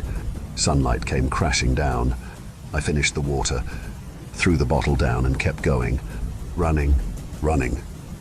Then, I saw my car, a long distance ahead. A silly smile smeared across my face. I watched as a cop car pulled aside my car. I watched as my dad got out of the car frantically, checking all of my seats for me. "Dad!" I shouted. My dad looked up and fell to his knees. I ran and ran until I finally escaped the twisted maze of June Street. I ran into my dad's arms and sobbed into his shoulder. I was shaking in excruciating pain. My body ached. My head pounded from running and lack of food and water. "Venus, my sweet girl, your mother and I thought we lost you." My dad squeezed me and held me tightly. "Let's please get you home and safe. We found Soph this morning, wandering around the neighborhood. She had no shoes on, and her face was bloody. She has a large bite mark on her leg. Once we get you home and rested, you can go and see her." My eyes shot wide open. "They found Soph." I was relieved she was found and she is doing okay. But I had some questions for her. My dad and I piled into his cruiser, and he handed me his phone. Sophia texted me, by the way. She told me to relay this message. Hello, it's Sophia. Sorry for the message. My texts to Violet aren't sending for some reason. But I need you to relay this message. Whatever she does, stay away from June Saint if you value your life. It's a trap. A death trap. The only way you get to escape is if you pass his game. His killing game. Don't let her go alone. Don't look at the street. Don't think about it. Don't say it. Unless the curse is yours. If she doesn't follow these circumstances, she will die. A slow and painful death. Story 3. I met a man who could bring back animals from the dead as a child. He asked me to kill my parents, my friend, Janice, and I had known the carnival was coming to town for weeks. She tried to get out of the cramped trailer she lived in with her parents as much as possible to avoid her alcoholic father. My father worked so much to try to make ends meet that he barely noticed me anyway, and my mother was sick with cancer, a skeletal figure who lay in her room dying in front of a constantly flickering TV. My little brother, Brent, who, at 9, was 2 years younger than me and Janice, followed me like a lost puppy, begging me to come to the carnival with us. Finally, a few minutes before we left, I acquiesced. We met Janice under the brightly lit sign curving overhead. It read, Pogo's Carnival and Rides. People streamed in and out in packed crowds, pushing past us as the dusk crawled in overhead. I saw Janice had a nasty purple bruise on her left arm in the shape of a hand. She saw me looking and nervously pulled her sleeve up to her wrist. What happened? I asked. She shook her head. I just fell off my bike. Janice responded coldly, not meeting my eyes. You sure do fall a lot, I observed. She gave me an icy glance as we headed toward the ticket booth. It's because girls can't ride bikes, Brent exclaimed sagely. I had saved my allowance money for weeks to be able to come to the carnival. I pulled out the wad of crumpled $1 bills from my pocket, counting them out and handing them to the tattooed man behind the glass partition. He waved us through, and with that, we were inside. The three of us stopped to get friendo and slushies on the way to the rides. In the no man's land between the food stands and the rides, there was a line of tents stretching out in both directions, most of them covered in brightly colored canvas. One of them caught Brent's attention instantly. It said Rosemary's Tarot and had an enormous blown-up picture of the hanged man in front of it, his face radiating a beatific light as he hung suspended upside down on the cross. I want to see the future, Brent exclaimed excitedly, hopping up and down as if trying not to wet his pants. Can we go? I nodded. Janice rolled her eyes. Those things are all scams, she said. It's just like fortune cookies. All they do is say stuff so vague that it could apply to nearly anyone. But she followed us inside, past the purple covering of the tent, and into an inner chamber lit by hundreds of black candles formed in a semicircle around the perimeter. An old woman with a face like a withered raisin sat there, staring up at the ceiling with glazed, faraway eyes. She looked at me when she heard the jingling of the change in my pockets, but at the same time, it seemed that she looked through me. Good evening. Children, she said in a voice as dry as old leather. Have a seat, and let's see what the stars have in store for you. Nervously, the three of us sat in front of the woman. I handed her a ticket. She inspected it for a long time with her owlish blue eyes before secreting it away in an inner pocket of her many shawls. She pulled out a very old, very worn deck of tarot cards, placing a thin hand carefully on top of them. Her eyes rolled back in her head. In a strange, wavering voice, she droned, "Oh spirits, let us see the true nature of all things. Let us show these little ones what hides behind the veil." She pulled the cards out, placing them on the table before us in a cross shape, her eyes widening with each one. "Oh, children," I am sorry to say the stars are not in your favor. There are great trials in store for all of you, she said, her eyes hooded and unreadable as she flipped over one card after another. The Devil card. It shows that you will be tempted by a powerful spirit. You must not be led astray. Do not throw away your immortal soul for a few moments of folly. The Death card shows that you will have a radical change in your life. But death is not only an end. She flipped over the rest of the cards faster and faster, her eyes flying open as she stared down at them. She inhaled sharply. All of you children are in great danger, she said, all the blood draining from her face. With trembling fingers, she massaged her temples, running them in slow circles over her forehead. I have never seen such horrific omens for such innocent little ones. Beware of those who come to you wearing masks upon masks. At that moment, a loud crack reverberated through the air, as if a firework had just exploded outside the tent. A long moment of deathly silence followed it. Then the screaming started. "Call an ambulance!" A woman screamed in a high, shrill voice ringed with panic. "Oh my God! Someone help him!" My brother, Janice, and I jumped up at the same moment, running out of the tent to see the cause of all the commotion. The old woman yelled something after us, her thin, trembling hand still held over her worn tarot cards, but we ignored her. There was a crowd gathered around a tent across the way, with the face of a grinning clown plastered on the front of it. The people murmured in a soft voice as two security guards came speed-walking over, their faces pale and covered in sweat. One of them raised his hands, trying to push the people back, but they milled around like sheep with open mouths. A man just shot himself back there. One of the security guards yelled over the single voice of the crowd. "You all need to back up. This is a crime scene." Off in the distance, I heard the faint wailing of sirens. There was a break in the crowd. Under the bright glare of the carnival's lights, I saw the body of the man. Half of his face was gone, just a ragged patch of bloody, glistening muscle and bone. His right eye was missing, but his left still stared up blindly at the mannequin of a clown wrapping a rope around the plastic body of a young boy. "The rope trick," blood-red letters exclaimed overhead. I looked above the grinning face of the clown on the outside of the tent, seeing what kind of spectacle it advertised within. "Pogo's serial killer memorabilia," it read. "See the original VW bug of Ted Bundy. Behold the actual rope John Wayne Gacy used to strangle his victims. Look at Lawrence Bittaker's real pliers, still covered in his victim's blood." The security guards pulled a crying woman from the tent. She looked shell-shocked, her wide, unseeing eyes sweeping over the crowd over and over. She kept muttering to herself. "He said he would bring him back. Healed," she wailed in a stream of insane gibberish. "He promised." The police came in a few minutes later, pushing people aside in their rush to get to the man. I saw paramedics trailing after them. Brent was jumping up and down excitedly, trying to see.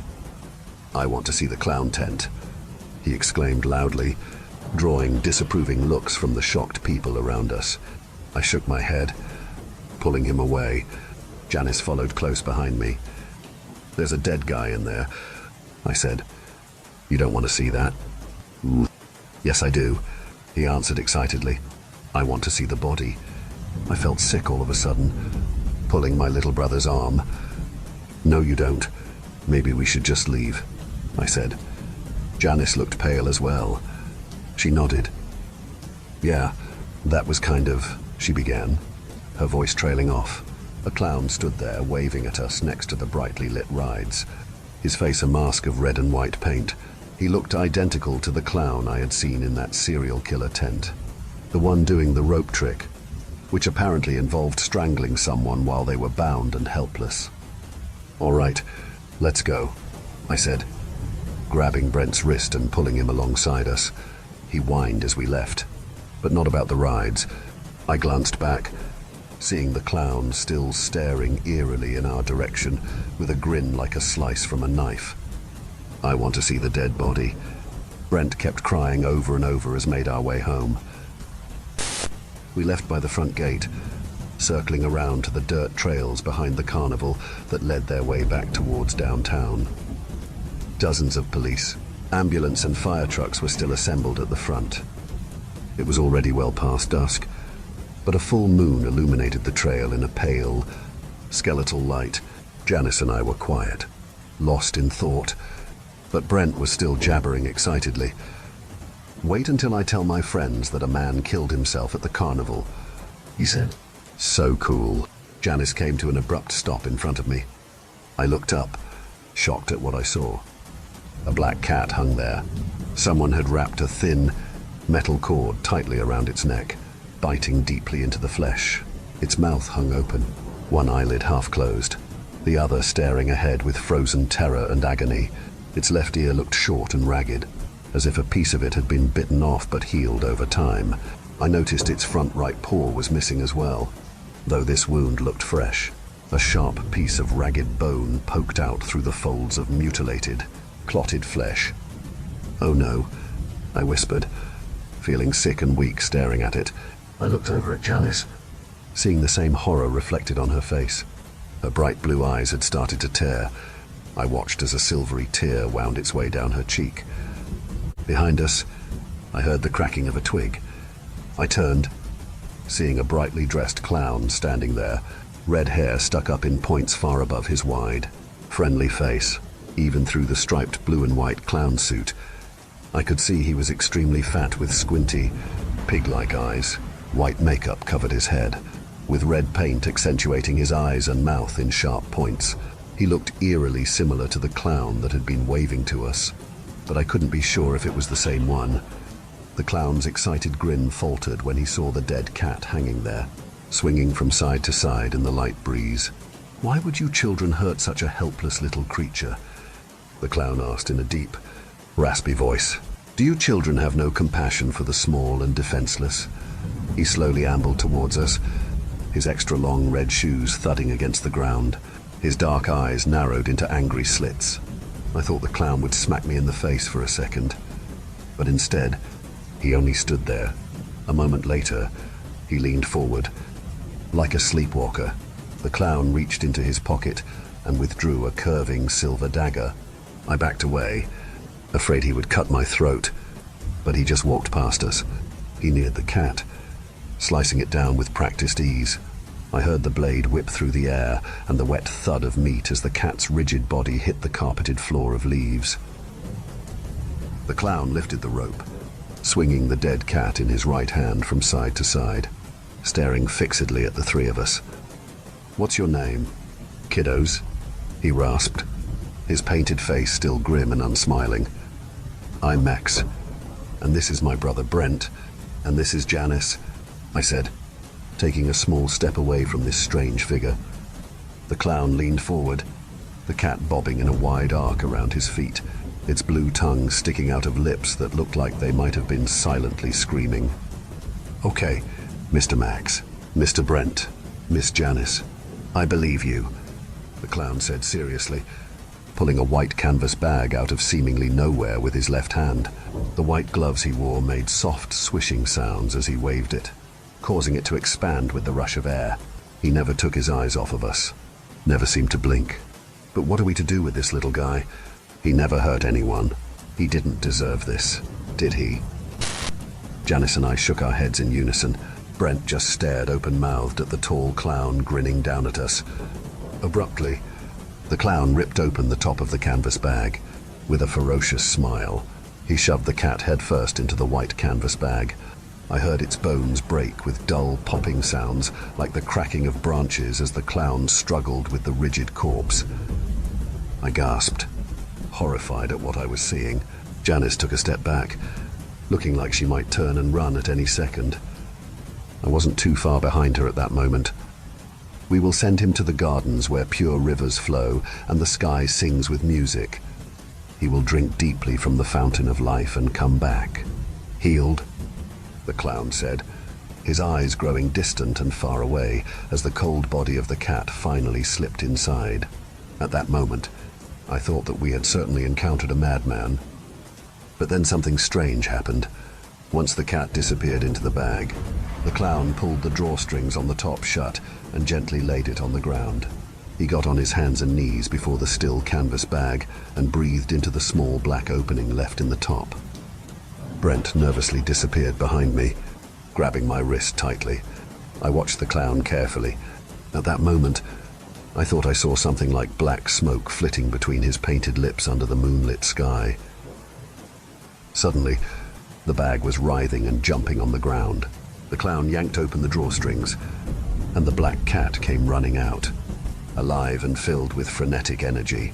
To this day, I would swear on my life that it was the same exact cat, the one I had just seen hanging rigid and dead from a cable tied to a tree branch. It had the same white spot on its back in the same position, but now its ear and mutilated paw were healed, the flesh there looking totally unharmed and new. It gave us a terrified backwards glance, its wild, panicked eyes roaming over me and Janice and falling on the clown. As soon as the cat saw the clown, it emitted a screech of mortal terror, hissing and spitting as it disappeared into the bushes. "How did you do that?" Janice asked, open-mouthed. The clown gave a wide grin. His eyes appeared black, the irises so dark that they simply faded into the pupil. He raised a white, gloved hand above Janice's hand. I could see that it had specks of the dead cat's blood spattering its palm. "First, let me introduce myself," the clown said in a theatrical manner, swinging his white canvas bag in a circle. "I'm not only a clown, but also a magician. The magic I practice is more than just tricks and illusions. However, I tap into the source of all things." He tapped my heart as he said this. "People call me Mr. Hands." He raised his ridiculously large white gloves for emphasis, getting a small chuckle out of me and Brent. "Okay, Mr. Hands," Janice said skeptically, her eyes coldly scanning his face. "If that was a magic trick, how could you have possibly prepared it? Did you kill a cat and keep a replacement one in your bag?" He laughed, reaching into his canvas bag and pulling out a bouquet of black roses with sharp spikes. He got one knee, handing them with exaggerated theatrical swagger to Janice. "I am sorry you would think such a horrid thing of me, Mr. Hand said, his lips forming into an exaggerated frown. "But, Miss Janice, how would I have possibly known that a man would shoot himself in the carnival, causing you three to have to leave early and come down this exact forest path?" She scowled, her eyes narrowing. "You're right," she whispered. "How did you know a man shot himself?" I asked suspiciously. "Have you been following us?" "I see everything, Mr. Max," he said, and his eyes seemed to glow with a pale, inner light. I blinked, and it was gone. I wondered if I had imagined it. I have real magic within me. My only goal in life is to bring that magic to the sick and weak. I love healing, but I can only heal those who go beyond the veil and come back. Do you see? I glanced over at Janice, seeing the confusion I felt reflected on her face. "No," I asked. "If you have real magic within you, can you heal my mother? She's really sick." "And my daddy?" Janice said, looking down at her bruised arm. "Real magic is in the heart, in the soul," Mr. Hand said. "It comes out like rushing water. You can feel it ripping its way through your body. It is pure power and happiness." "But it seems wrong," I said. "Are you saying that they need to be strangled like the cat to be healed?" Mr. Hands laughed uproariously at that, slapping his massive gloved hand down on my shoulder. "No, of course not, Mr. Max. People have more dignity than animals," he said, and like a magic trick, the curving silver dagger appeared in his hand. "The knife is better, much more personal. Just a quick slice across the throat." He drew a long finger across my jugular at this, "and then I'll bring them back, totally healthy and healed, just like the cat. I travel around the country helping children like you. Many have seen miracles beyond imagining." "I'll do it," Brent whispered next to me, his eyes wide and hypnotized. He held out a small hand to the clown, with a grin like a knife blade. Mr. Hands placed the dagger into Brent's palm. "No." "Brent!" I yelled, jumping forward to stop him, but I felt a hard shove from behind. I went flying forward, my head slamming hard into a rock. I groaned, feeling the air get knocked out of my lungs in a great whoosh. As clouds of blackness descended over me, I saw Janice standing over me, her eyes wild and scared like those of an animal's, her lips set in a grim line of determination. I awoke in the darkness, feeling something cold and sticky on my forehead. I raised my head gingerly to my temples, wincing. When I drew them back, they were covered in slick spots of scarlet. For a long moment, I lay there without thoughts, wondering how I had gotten here on this dark forest trail. Then my memories came rushing back. I inhaled sharply as I remembered Mr. Hands. I quickly pushed myself up, my head swimming.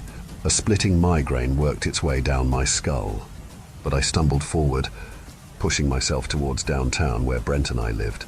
Janice lived in the same trailer park, only a few rows down, so I hoped I would be able to stop both of them before something horrible happened.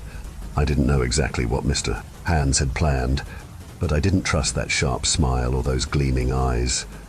I saw the lights in the distance, and with the last of my strength, pushed myself in a blind sprint towards my home. I sprinted through the trailer park. Normally, people would have been outside, drinking or smoking or sitting and talking, but tonight, it looked totally deserted.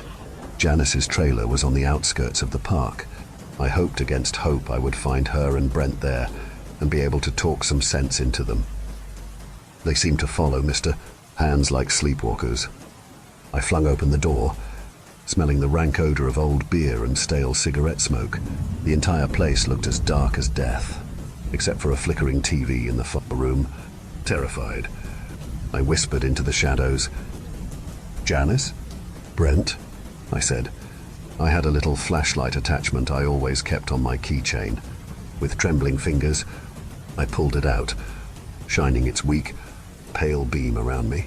I crept towards the TV, past a kitchen overflowing with dirty dishes and empty beer cans and liquor bottles. On the couch, I saw Janice's father. For a single heartbeat, I thought he might have just been sleeping, passed out drunk. Then I saw all the blood soaking into his shirt. His throat had been slashed from ear to ear, nearly decapitating him. His pale, watery eyes stared up blankly, the smell of blood and alcohol thick in the fetid room. I heard hissing from behind me. I nearly jumped out of my skin as I turned to see the closet door open. Hundreds of pale, skeletal hands emerged from it, creeping towards me on emaciated arms that lengthened and stretched. A scream caught in my throat as I backpedaled, afraid to look away from the monstrous scene. The closet swirled with black shadows. The space itself seemed to stretch and distort into an abyss that ran impossibly deep, extending into an eternity of empty, dark space behind the writhing arms. I heard Janice's voice, echoing out of the darkness as if from very far away. It had a pleading, insane quality to it I had never heard before. "Bring him back. You promised," she wailed. The reverberations stretched out, and it almost sounded as if the voice was growing far away, like Janice was being dragged deeper into that abyss. I heard Mr. Hand's laughter, but it no longer sounded as if it were coming from a human mouth. It shredded and deepened like tearing metal. It gurgled with a sick, demonic ringing. I covered my ears, trying to block out the horrible sound, but it seemed to penetrate my skull like a drill. My back hit the front door of Janice's trailer, but the hands kept coming. Hundreds of arms covered in purple and black necrotic sores reached out towards me. They extended 20 feet, then 30.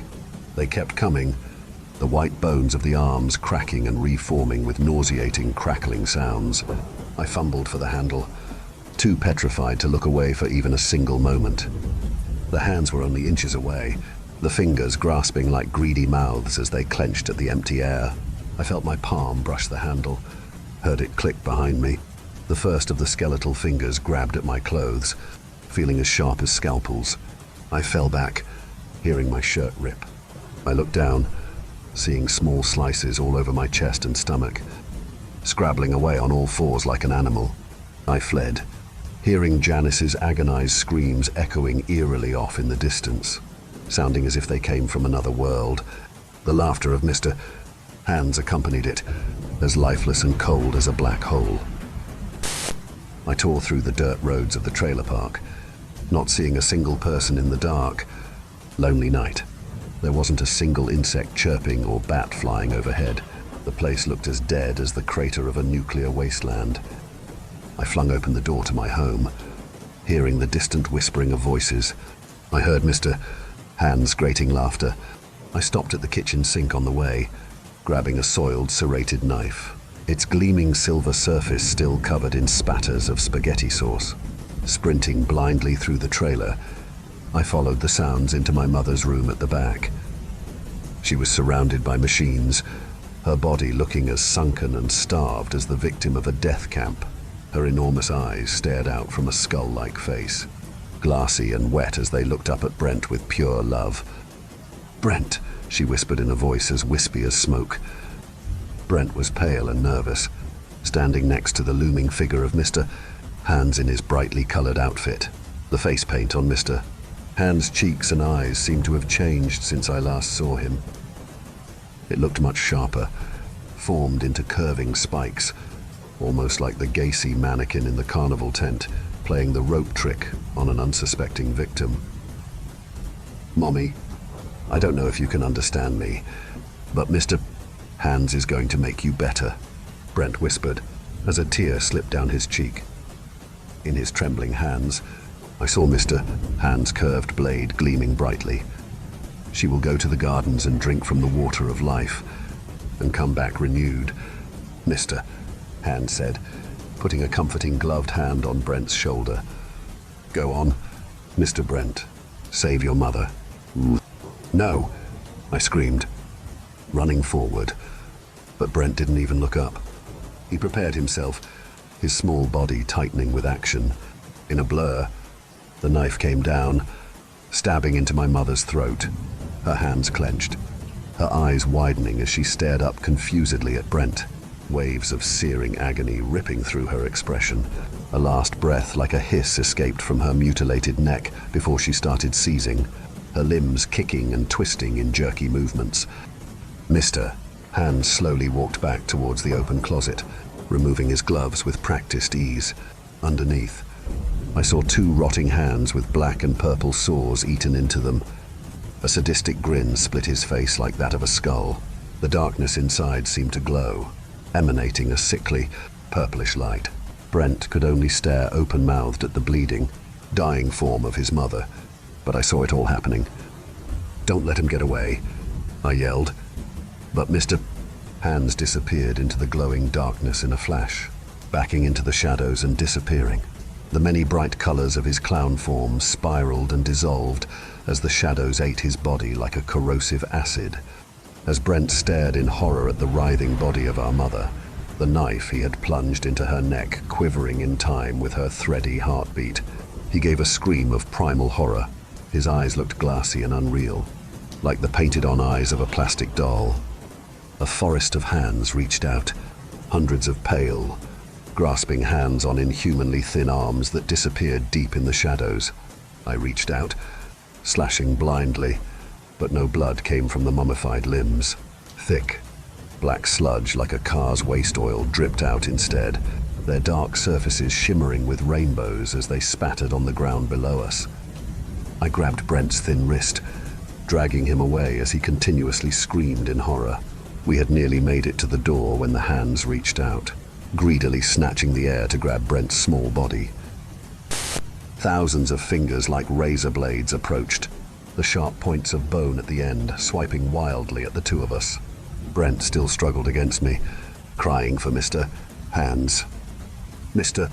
Hands promised he would make Mommy better, Brent wailed. "Let me see, Mr. Hands! Let me go!" "Mr. Hands is a goddamn demon, Brent," I hissed, slashing at the arms that drew near. My heart palpitated wildly as the first of the fingers closed around Brent's wrist. Dozens more came reaching out toward me. I felt a vicious slash down my chest.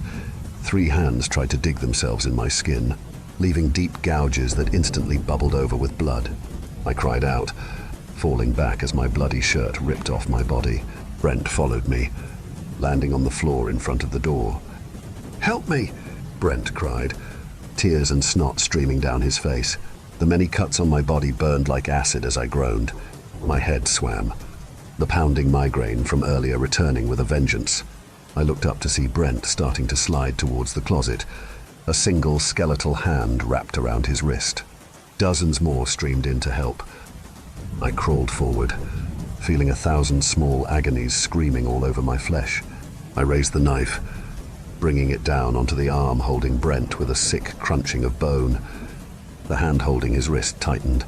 I heard the small bones snap like twigs in Brent's arm. His face went chalk white, and for a moment, I thought he might pass out. As the inhuman arm spurted black blood, I dragged Brent towards the front door, both of us covered in blood and injuries. His hand hung limply from his arm at a sick angle. We fell out together into the warm night air.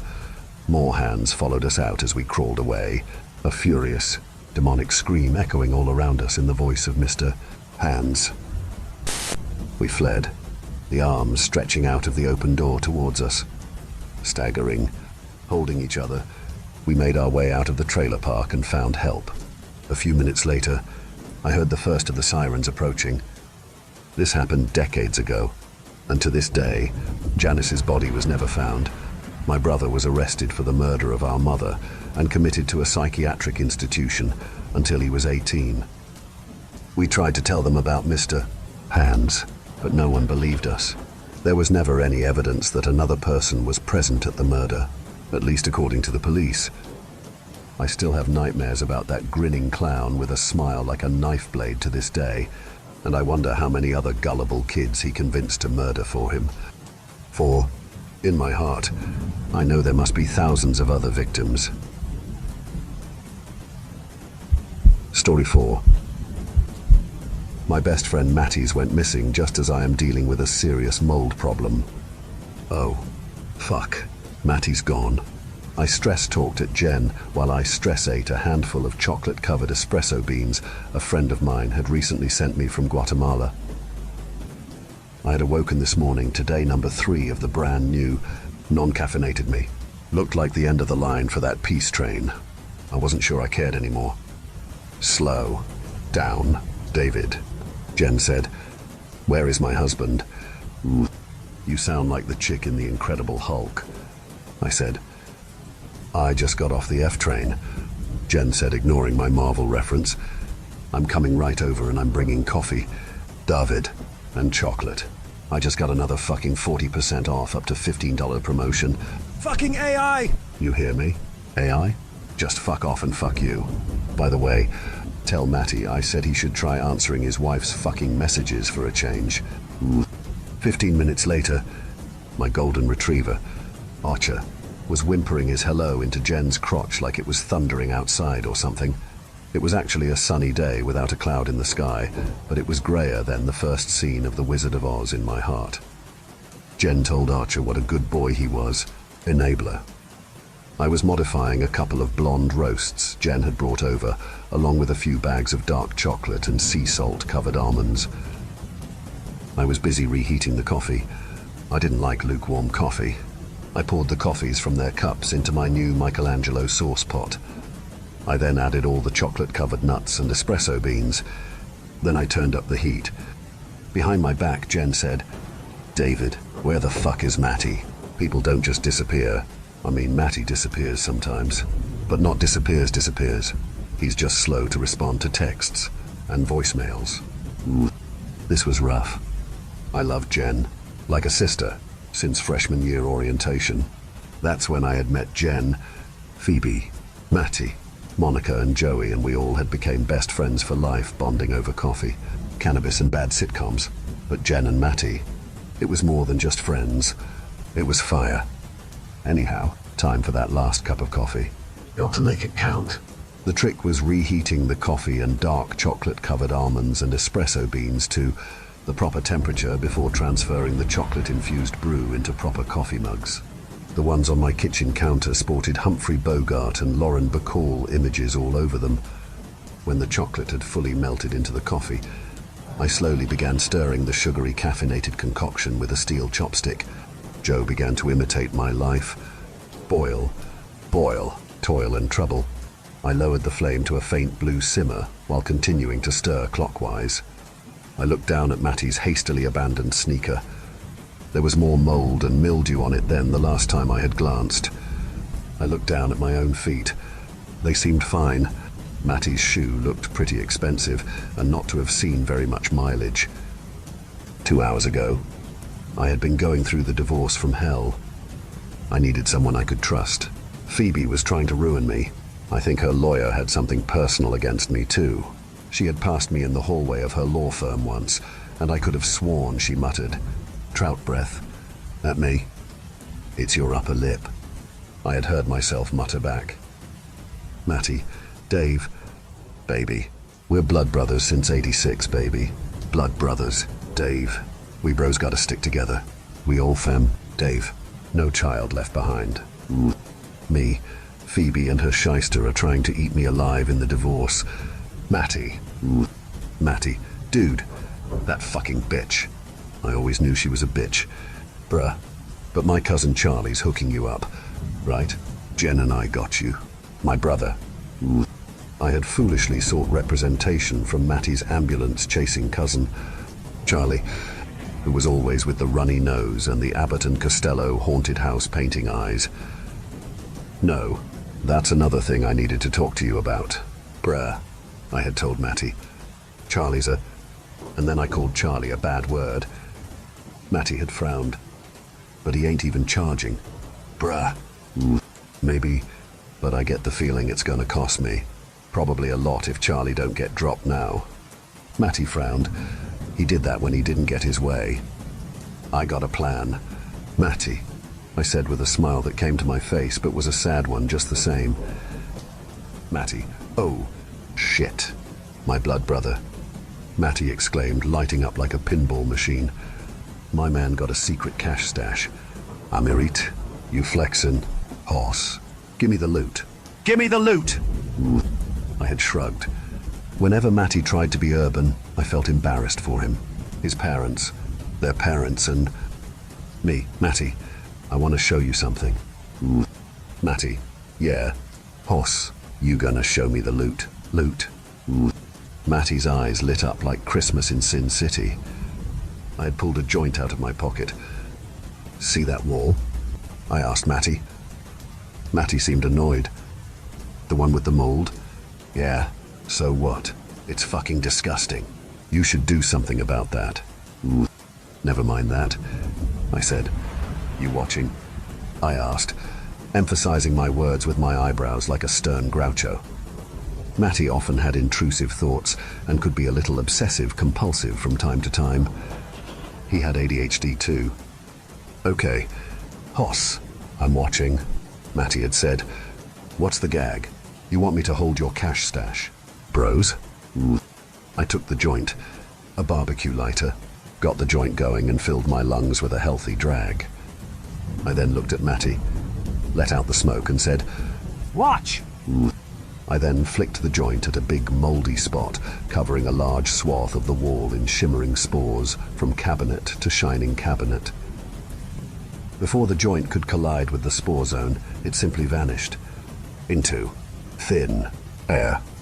Oh shit. What the fuck? Matty exclaimed, his eyes big as an 80s satellite dish. It's the craziest thing, I began. You want to hear about it? Matty said he did.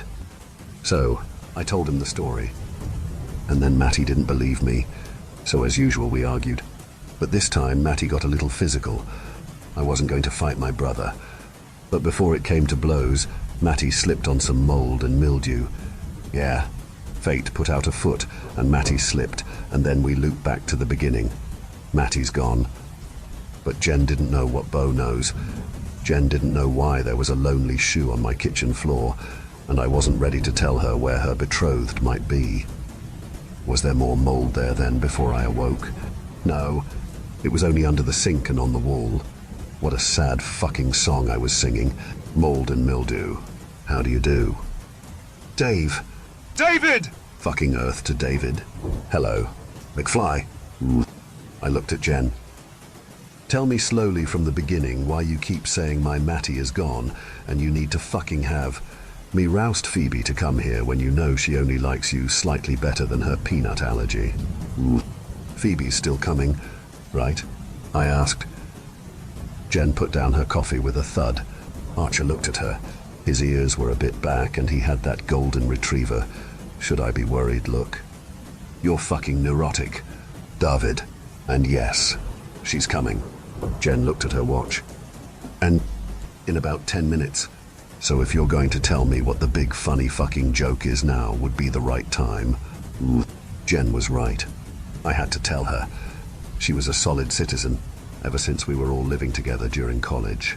Yeah, I could tell. Jen, listen, David, we had our coffee. You showed me your gain-of-function biohazard spore farm of a fucking wall. Now tell me what the fuck you're talking about. Seriously. I went into my freezer and got a joint out of a Tupperware. I got it lit. I took a hit. I let it out and said, I'm going to flick this at the wall. And this joint is going to fucking blink the fucking fuckety fuck out of actual existence. Do you understand? Jen said, you might want to give that legal weed a rest. Dave. You watching? When I was sure Jen was, I flicked it at the spot and it blinked out of existence. Oh shit. What the fuck? Jen exclaimed, her eyes big as an 80s satellite dish. That's what everybody says. I said, David? It looked like school was in session and it was time to tell the tale. It started back in '99 when I flicked a joint in my freezer and it straight up disappeared. Couldn't find it anywhere. Bugged me the fuck out. Then, a couple of years later, I was hiding an ounce from Phoebe under the baseboard heater, and then when I went to retrieve it, I bobbled it and it bounced off my knee and landed under the sink in the mold and well, poof, bye-bye, maui wowie. What the actual fuck does this have to do with you calling me like I'm 911 to report a missing Matty? And what the fuck is up with his shoe? And this fucking mold and mildew black hole? Your landlord is supposed to fix this shit. It's a biohazard. Now, David, I am telling you, if you and Matty are fucking around with me, you'll both be wearing your nuts for earrings. Now, where the fuck is my husband? Okay, I said, taking a slow and deep breath through my nostrils. Archer looked at me. I put out my hand in the stay it's okay sign. Archer reluctantly plopped down and sighed audibly. Matty and I are definitely not fucking with you. Jen, I'm not, well, I'm just not exactly. Specifically, I made a vague Italian gesture with my hand. I tried to solid her on, I'm not literally exactly sure where Matty is. Well, physically located right now. Honest to God. Listen, Jen, Phoebe's gonna be here any minute, and there's some things I need you to know. Okay? Jen looked at me and wrinkled her nose. Talk. You know, Phoebe's divorcing me like it was feeding time in the piranha tank, right? I asked. Well, you're both my friends, so, Jen said lackadaisically. Well, that's how it is. But, you know, the last couple of years something really changed between us. It was like I couldn't do anything right, and Phoebe kept acting like I was the one acting all sus. She kept wanting to check my phone, accusing me of being, I guess, well, non-monogamous, asking me if I wanted to open things up. She asked me if I wanted to go on a break. Jen! And her fucking spending. Once the bills came due for horse psychics, spa weekends and her Atlantic City junkets, well, I sat her down to talk. So, well, she just told me straight up, no chaser, and I shit you not. I'm a blonde bombshell. Do you understand me? David, a blonde bombshell. David, bomb, shell, boom, blonde bombshell. Jen forgot she was annoyed at me and that maybe Matty was eating cheese by himself, with only one shoe on in some black mouse hole son even Rod Serling had never heard of. Jen said, bombshell? What is that even supposed to mean? It means I had a rap with my bro, and your hubby, Matty, and he got me his cousin Charlie, the lawyer, to represent. I figured you were trying to stay neutral, like Switzerland, but shit. Jen! All our joint accounts got drained. And then all our joint credit cards got maxed and not even remotely relaxed. I heard Phoebe on the phone telling Monica she got her butthole bleached. Twice. Jen sighed as understanding dawned upon her face. Imagine how she'd feel by high noon. Anyway, after Phoebe split, she served me with divorce papers the very next day. And then fucking Choo Choo Charlie kept telling me he had it all under control, but I had. This feeling he needed to go look up control in the dictionary, but I didn't have time to wait. So, I decided to hire a specialist. A specialist? You mean a fucking private eye? Like fucking Spencer for hire? Not quite. There's this curio shop by the French cafe. They sell all this occult shit, books and potions. Anyway, I saw the proprietor while I was online at the French cafe, so I asked him about moldy Brooklyn walls that eat shit. Jen's eyebrows did that thing. No shit. Absolute zero shit. And guess what? Dude had a book called Mystically Malevolent Medieval Mold and Mildew. Dude said the right kind of mold and mildew can open holes into other dimensions and shit. Dark shitholes. Jen, hungry shitholes with hungrier shit that wants to eat shit from our dimension like a croc eating a deer. It ain't pretty. Jen, crocs eating deer ain't really pretty, and it ain't really me. Rent stabilization or no rent stabilization? Does this specialist have a name? Jen asked. Jen always focused on the stuff on the periphery. Yeah, Herman. Anyway, this fucking Herman dude has a cousin who's a retired NYPD detective, and he did Herman a favor after I gave him some loot and showed him the mold situation. I took another joint out, deciding I'd smoke it before flicking it into wherever the fuck the wild things are. Jen said, "This is fucking crazy. You had a detective follow Phoebe?" "She's been fucking this other dude, Jen, for at least 2 years." Jen's eyebrows went up like those things over the 6 key. "You're sure? Phoebe? No fucking way. Not our Phoebe. She wouldn't even cheat on a break." I shook my head. "There's no doubt about it. He found receipts, phone records, security footage. He followed her around. You get the picture, now." Jen tilted her chin to catch the last drop of my espresso almond mocha latte. Without warning, the front door buzzer buzzed loudly. Archer got up on his hind legs and barked. A lot. "That's gotta be Phoebe," I said. Archer got a little nuts and started running back and forth across our tiny one-bedroom. A minute later, I let Phoebe in. She brushed past me. Archer approached her cautiously. She looked down at him. Archer sniffed her crotch, looked at me, then decided to return to Jen's side on the floor.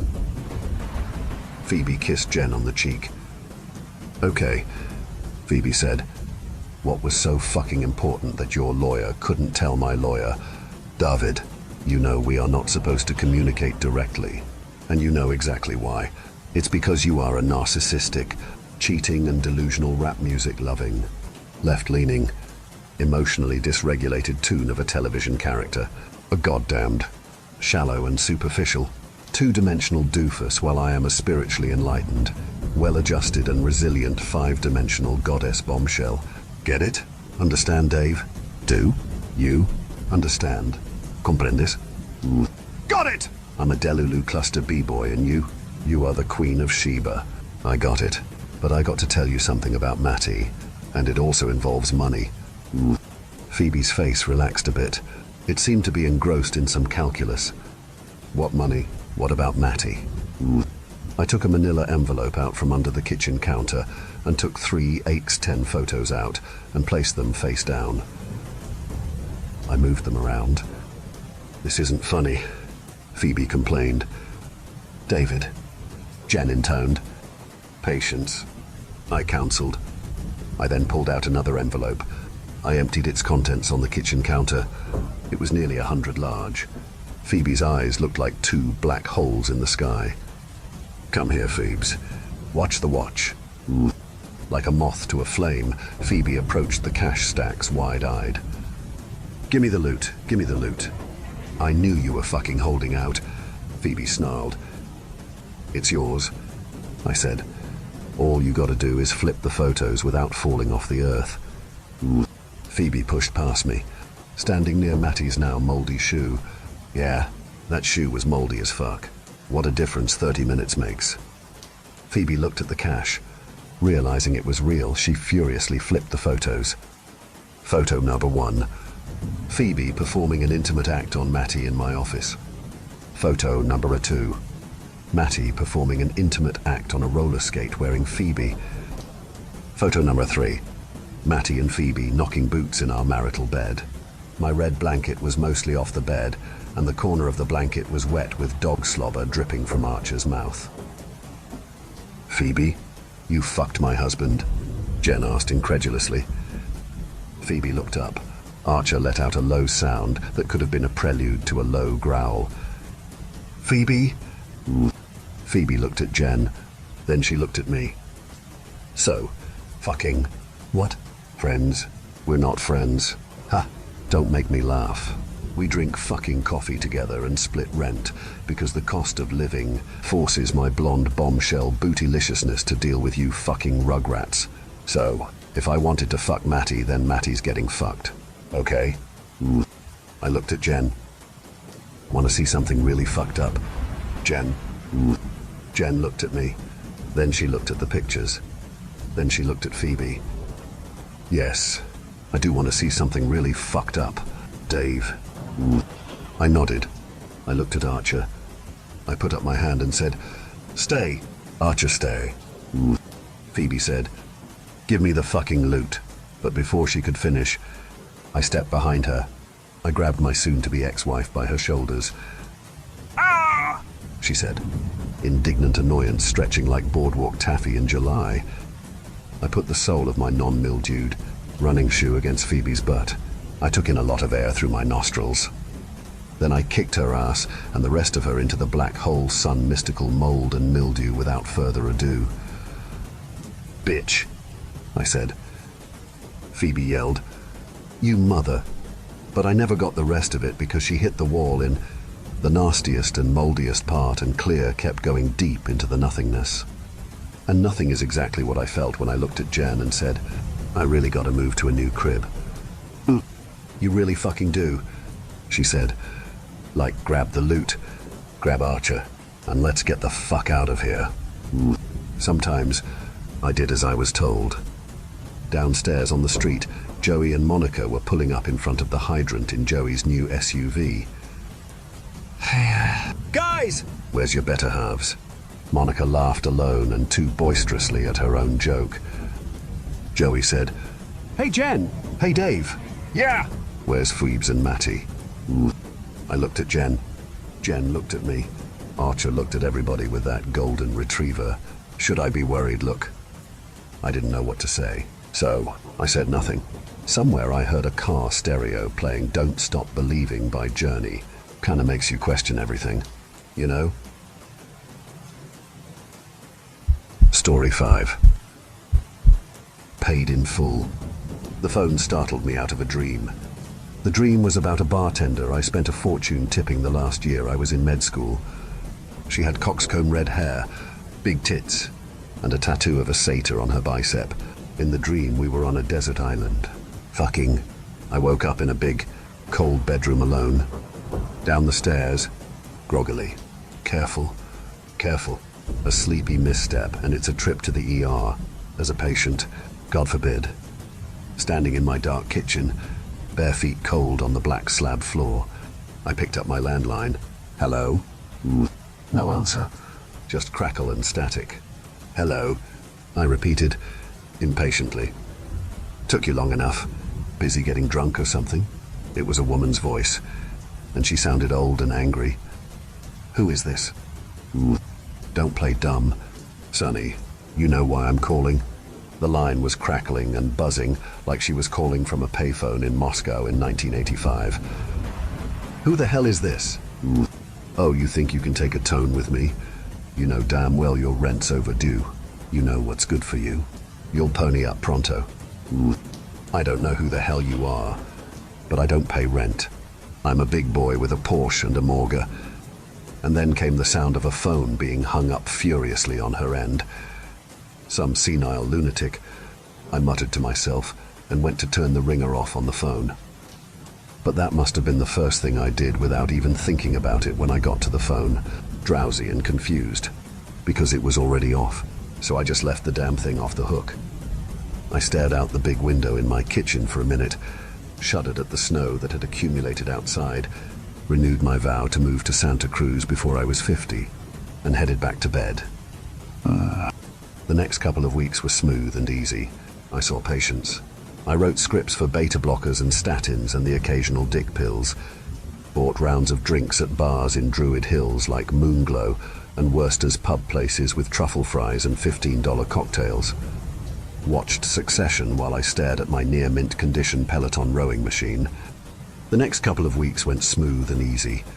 I saw patients, I wrote prescriptions. I'd occasionally have a few drinks with colleagues and nurses at one of the spots in Druid Hills moonshine, cake and ale, swan song, truffle fries and a $15 cocktail and some shop talk. Maybe a nurse would get flirty, but nothing would come of it. Then back home to an Elmore Leonard book and bed. Mid-month I had a date with a woman named Pam, who I met on Match.com. A couple of years ago, I naively assumed I'd be a hot commodity on dating sites. Turns out savvy women learn fast that a middle-aged, divorced doctor has twice the baggage and half the money of a slightly younger, never-been-married doctor. So Pam was my first nibble in some time.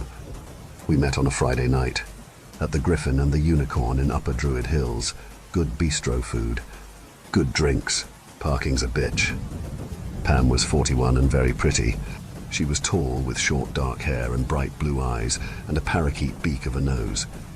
She smelled expensive when we hugged hello. Nice ensemble too. Black cashmere sweater, rag and bone, probably, tight jeans, and a pair of duck boots from LL Bean. She had a JD from Northeastern and worked in commercial real estate, but was way too civilized to talk much about it. It all made me a little self-conscious about my own pudge and receding hairline and tendency to dwell on work stories. And so when we got flirtatious over fish tacos and brick chicken, and when it turned downright dirty, sipping old fashions, I was over the moon. You want to go back to, my place? She giggled. Been a while since you said that to someone? With any expectation of them agreeing, yeah, what gave me away? Lawyers can smell desperation. Oh, I was hoping all the Tom Ford noir I doused myself in would cover that up. It does help. We drove over separately and walked up to the door together. Nice place. I love Victorians. I bought at a bad time, but I needed a place.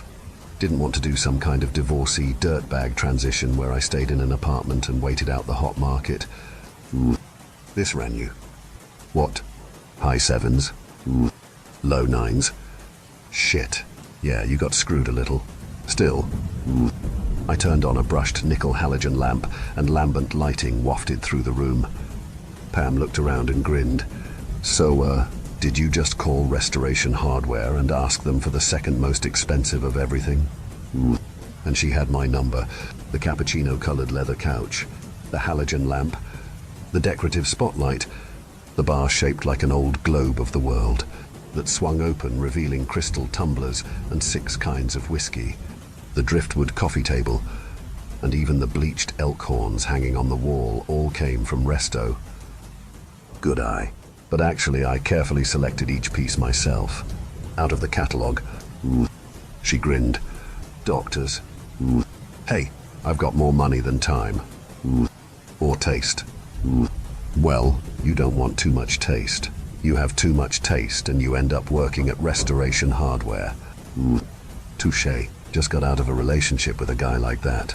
Cool tattoos. Though. I gestured for her to have a seat on the couch. Wine? Always.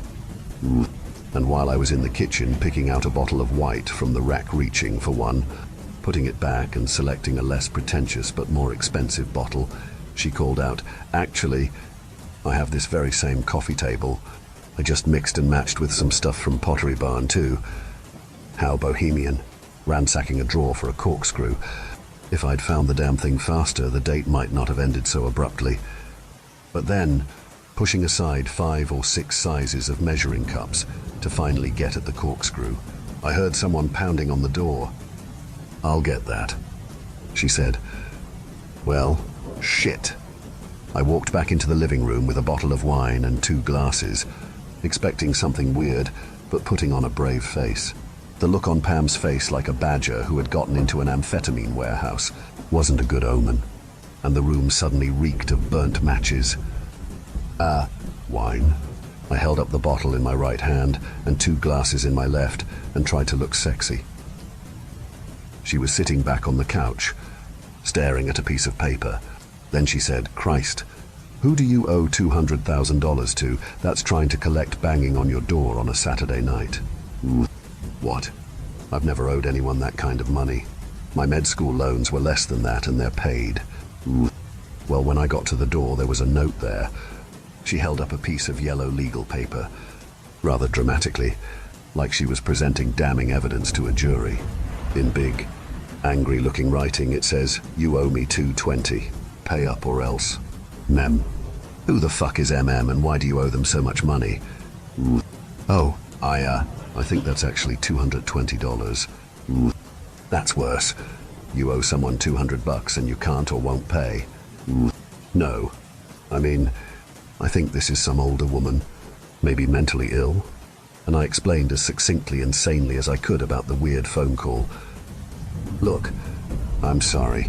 You seem like a nice guy and all, but for a first date, this is all very red flaggy." And that was that. Pam and her bean boots and cute butt walked out of my life. Whoever this senile lunatic, this ancient crone was, presumably, she was complicating my life badly. I even spoke with my lawyer about getting a restraining order, which he pointed out is difficult to do if you don't know what someone looks like or even what their name is. The big scene, though, came 2 weeks later on a Wednesday, the 15th of the month. I was sitting in a fat, soft leather chair next to my living room window, scrolling through my phone. The night was quiet, clear, chilly and dark. The only light on in the house was the reading lamp on the table next to my chair. Someone on a medicine subreddit had said something so blatantly wrong, I doubted they were even a medical professional. And I was hunting and pecking my way through an acerbic reply when the window shook like it had been hit with a brick. I tensed up so fast and so hard that my neck knotted and I jumped out of the chair. Turning to face the window, I saw my own reflection, faint and translucent, and visible around and through me. I could see the room reflected. Outside the window was dark and indistinct, but a small, human silhouette lingered right in front of the window.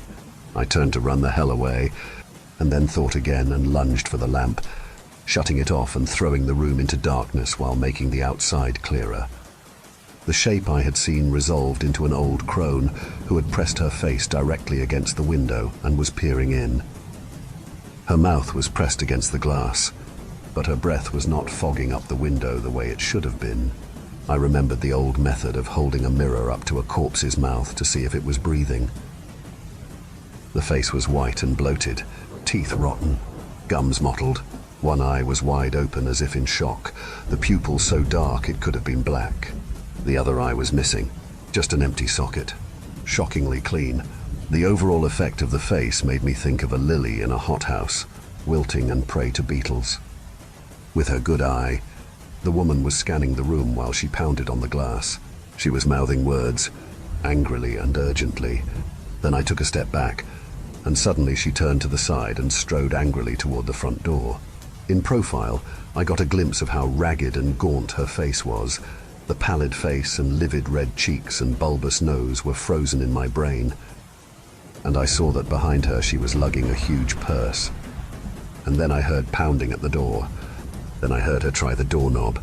I would realize later that I had a magnetized strip full of expensive knives. But in my panic, all I could think to do was grab a letter opener from the coffee table. It was brushed nickel and had cost $17. I thought idiotically. Strangest of all, I could hear rattling and jingling outside, as though she was going through keys. Then she was trying to jam a key into the keyhole, but it was useless. It clearly didn't fit. "Okay, deadbeat," she yelled.